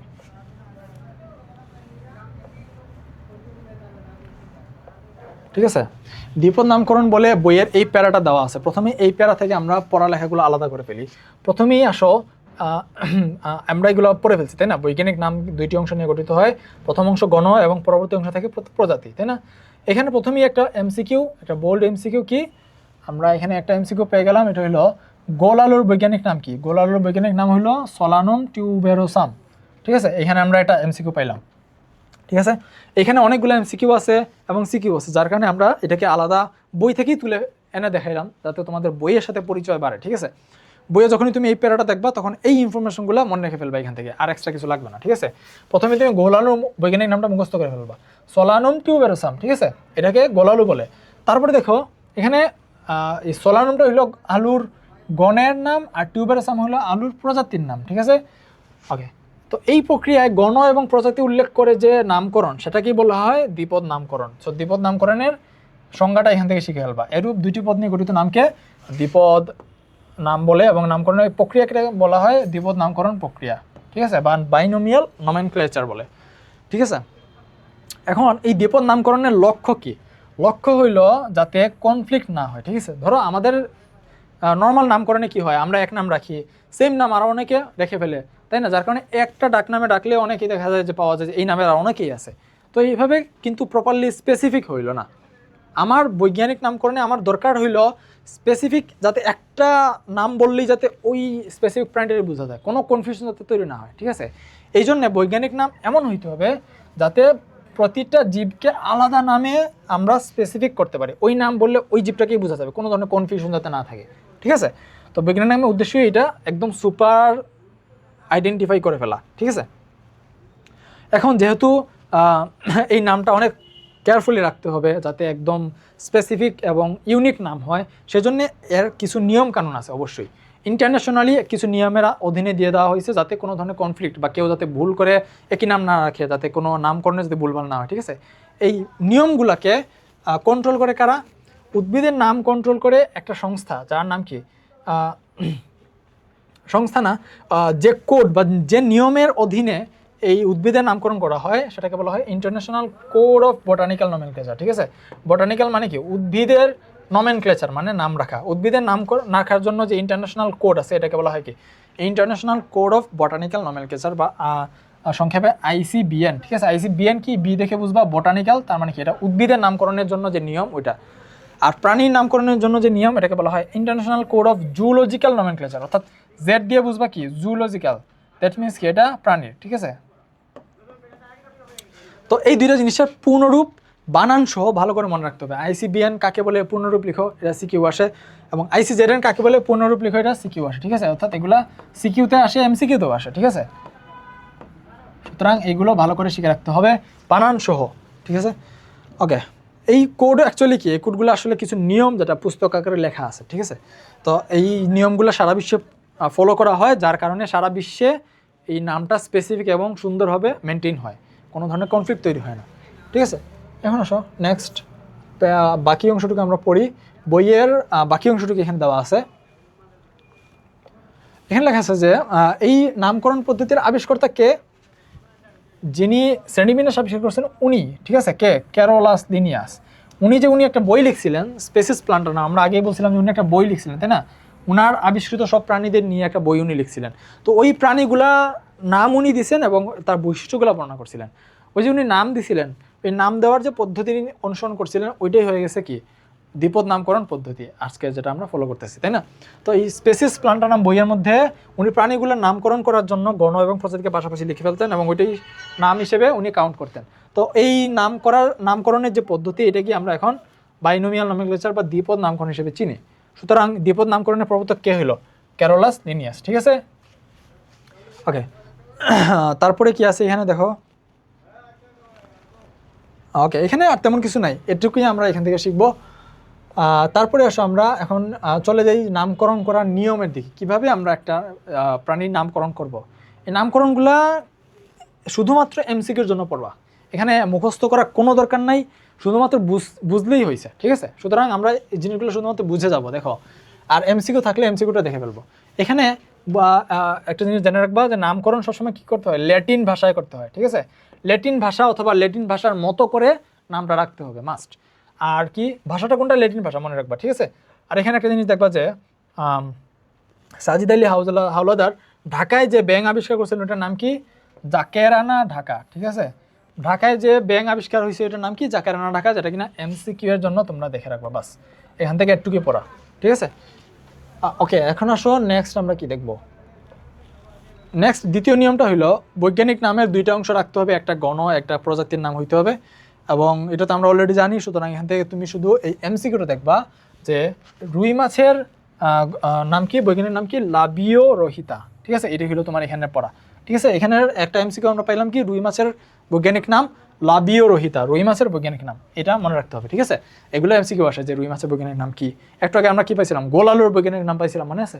তো গোলালুর বৈজ্ঞানিক নাম কি ছিল? সোলানুম টিউবেরসাম। তো এগুলো মনে রাখতে হবে, ঠিক আছে? চলো নেক্সট আমরা দেখি কি আছে। 3 নম্বর নিয়ম হলো প্রতিটা নামকে ইউনিক হইতে হবে, অবশ্যই ইউনিক হইতে হবে। আগে যে নাম যে রেখে ফেলছে কোনো একটা প্রাণীর জন্য, ওই নাম আমরা ব্যবহার করতে পারবো না, আমাদের একদম ইউনিক নাম নিতে হবে, যেটা আগে কেউ কখনো রাখে নাই কোনো বৈজ্ঞানিক নাম কোনো প্রাণীর। তো ইউনিক হওয়া লাগবে, ঠিক আছে? একই নাম পৃথক দুইটা জীবের জন্য ব্যবহার করার অনুমতি নেই। তাহলে ইউনিক হওয়া এটা কি? দ্বিপদ নামের একটা বৈশিষ্ট্য। তো এটা আমরা শিখে ফেললাম, ঠিক আছে? নেক্সট আমরা যে নিয়মটা দেখলাম এটা হইলো কিভাবে আমরা একটা বৈজ্ঞানিক নাম লিখবো, এটা নিয়ে এই নিয়মগুলো। যখন আমরা মুদ্রণ অর্থাৎ বই পুস্তকে যখন আমরা প্রিন্ট করব, তখন আমাদের ইটালিক ফরম্যাটে লিখতে হবে, এবং ল্যাঙ্গুয়েজটা কী হইতে হবে? ল্যাটিন ল্যাঙ্গুয়েজের মতো। আমরা কী করতাম? ল্যাটিন ল্যাঙ্গুয়েজে নাম রাখতাম, তাই না? প্রথম নিয়মে আমরা যেটা দেখলাম, নাম রাখার ভাষাটা হবে ল্যাটিন, আর লেখার সময় এটা ইটালিক স্টাইলে লিখতে হবে, ঠিক আছে? অর্থাৎ আড়াআড়িভাবে লিখতে হবে, কিছুটা কাট করে। তো এটা হলো আমার প্রিন্টের সময়। আর যখন আমরা হাতে লিখবো তখন নিয়মটা কি? হাতে লেখার সময় আমরা অলরেডি আগে দেখে ফেলছি কী হতো, প্রথম অক্ষরটা বড় হাতে দিব, আর কি নিচে আমরা আলাদা আলাদা করে আন্ডারলাইন করে দিব। এটাই হলো আমার হাতে লেখার নিয়ম। আর কোনো লেটিন করার কোনো দরকার নেই, ঠিক আছে? সোজা সোজা লিখলেই চলবে। তো শুধুমাত্র লেখার সময় জাস্ট নিজে আন্ডারলাইন করাটা খেয়াল রাখবেন, না হলে কিন্তু এটা বৈজ্ঞানিক নাম লেখা হইলো না, ঠিক আছে? বৈজ্ঞানিক নাম লেখার নিয়মটা মনে রাখবা, প্রথমটা বড় হাতের দিবা, বাকি সবগুলো ছোট হাতের, আর নিচে একটা আন্ডারলাইন করবা। এটি হলো তোমার শেখার বিষয়। এটা তোমার শিখতে হবে না, কারণ তুমি তো কখন আর প্রিন্ট করতে, তোমার পরীক্ষার খাতায় তুমি প্রিন্ট করবে না, তাই না? পরীক্ষার জন্য তোমার এটা ভালো করে দেখে যেতে হবে।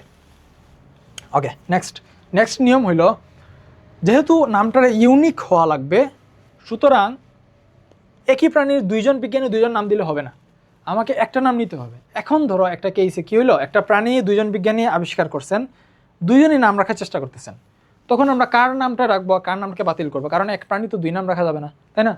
তো ওই সময় আমরা অগ্রাধিকার নিয়ম অনুসরণ করব, অর্থাৎ যে বিজ্ঞানী আগে নাম দিয়েছেন ওই নামটাই আমরা কালেক্ট করব, ওই নামটাই আমরা ফিক্স করব, এবং বাকি পরবর্তী যিনি নাম দিয়েছেন ওনারটা আমরা ক্যান্সেল করে দিব, ঠিক আছে? অর্থাৎ অগ্রাধিকার আইনের ভিত্তিতে আমরা নাম গ্রহণ করব, ঠিক আছে? অর্থাৎ যিনি প্রথম নাম দিয়েছেন ওনারটাই গ্রহণ করব, পরবর্তীটাকে আমরা বাতিল করে দেব, ঠিক আছে? তারপরে আসো, যিনি প্রথম কোনো জীবের বিজ্ঞানসম্মত নাম দিবেন, তার নামটাকে আমরা ওই বৈজ্ঞানিক নামের পরে অ্যাড করে দিব, যদিও এটা ফলো করা হয় না, ঠিক আছে? যেমন ধরো এই যে হোমো সাপিয়েন্স মানুষের বৈজ্ঞানিক নাম, এইটার পরে আমরা তার নামের প্রথম অক্ষরটাকে সংক্ষেপে এল, লিনিয়াস এটার নাম আবিষ্কার করছিলেন, সুতরাং আমরা এল অ্যাড করে দেবো। এটা হলো নিয়ম, কিন্তু আমরা এটা নর্মালি করি না, ঠিক আছে? নর্মালি বৈজ্ঞানিক নামের পরে এরকম কিছু আমরা অ্যাড করি না, বাট এটা হলো নিয়ম, করতে হয়, ঠিক আছে? ওকে, তো এটা হলো আমাদের লাস্ট নিয়ম ছিল। তারপরে এখন আসো আমাদের এই চ্যাপ্টারের লাস্ট পড়া এবং সবচেয়ে কঠিন পড়া এটাই, কিছু জীবের বৈজ্ঞানিক নামের এক্সাম্পল দেওয়া আছে, এগুলো আমাদের একদম ঠোঁটস্থ করে ফেলতে হবে, আর কোনো অপশন নাই, ঠিক আছে? এখানে মনে রাখার জন্য কোনো শর্টকাট বা এরকম কিছু করে কোনো লাভ নাই, তোমাকে একদমই মুখস্থ করে ফেলতে হবে এগুলো। ধানের নাম এবং প্রত্যেকটা ইম্পর্টেন্ট, কোনটাকে আলাদাভাবে দাগানোর কোনো সুযোগ নেই, ঠিক আছে? প্রত্যেকটার জন্য নাম শিখে ফেলতে হবে, উচ্চারণগুলো শিখে রাখো।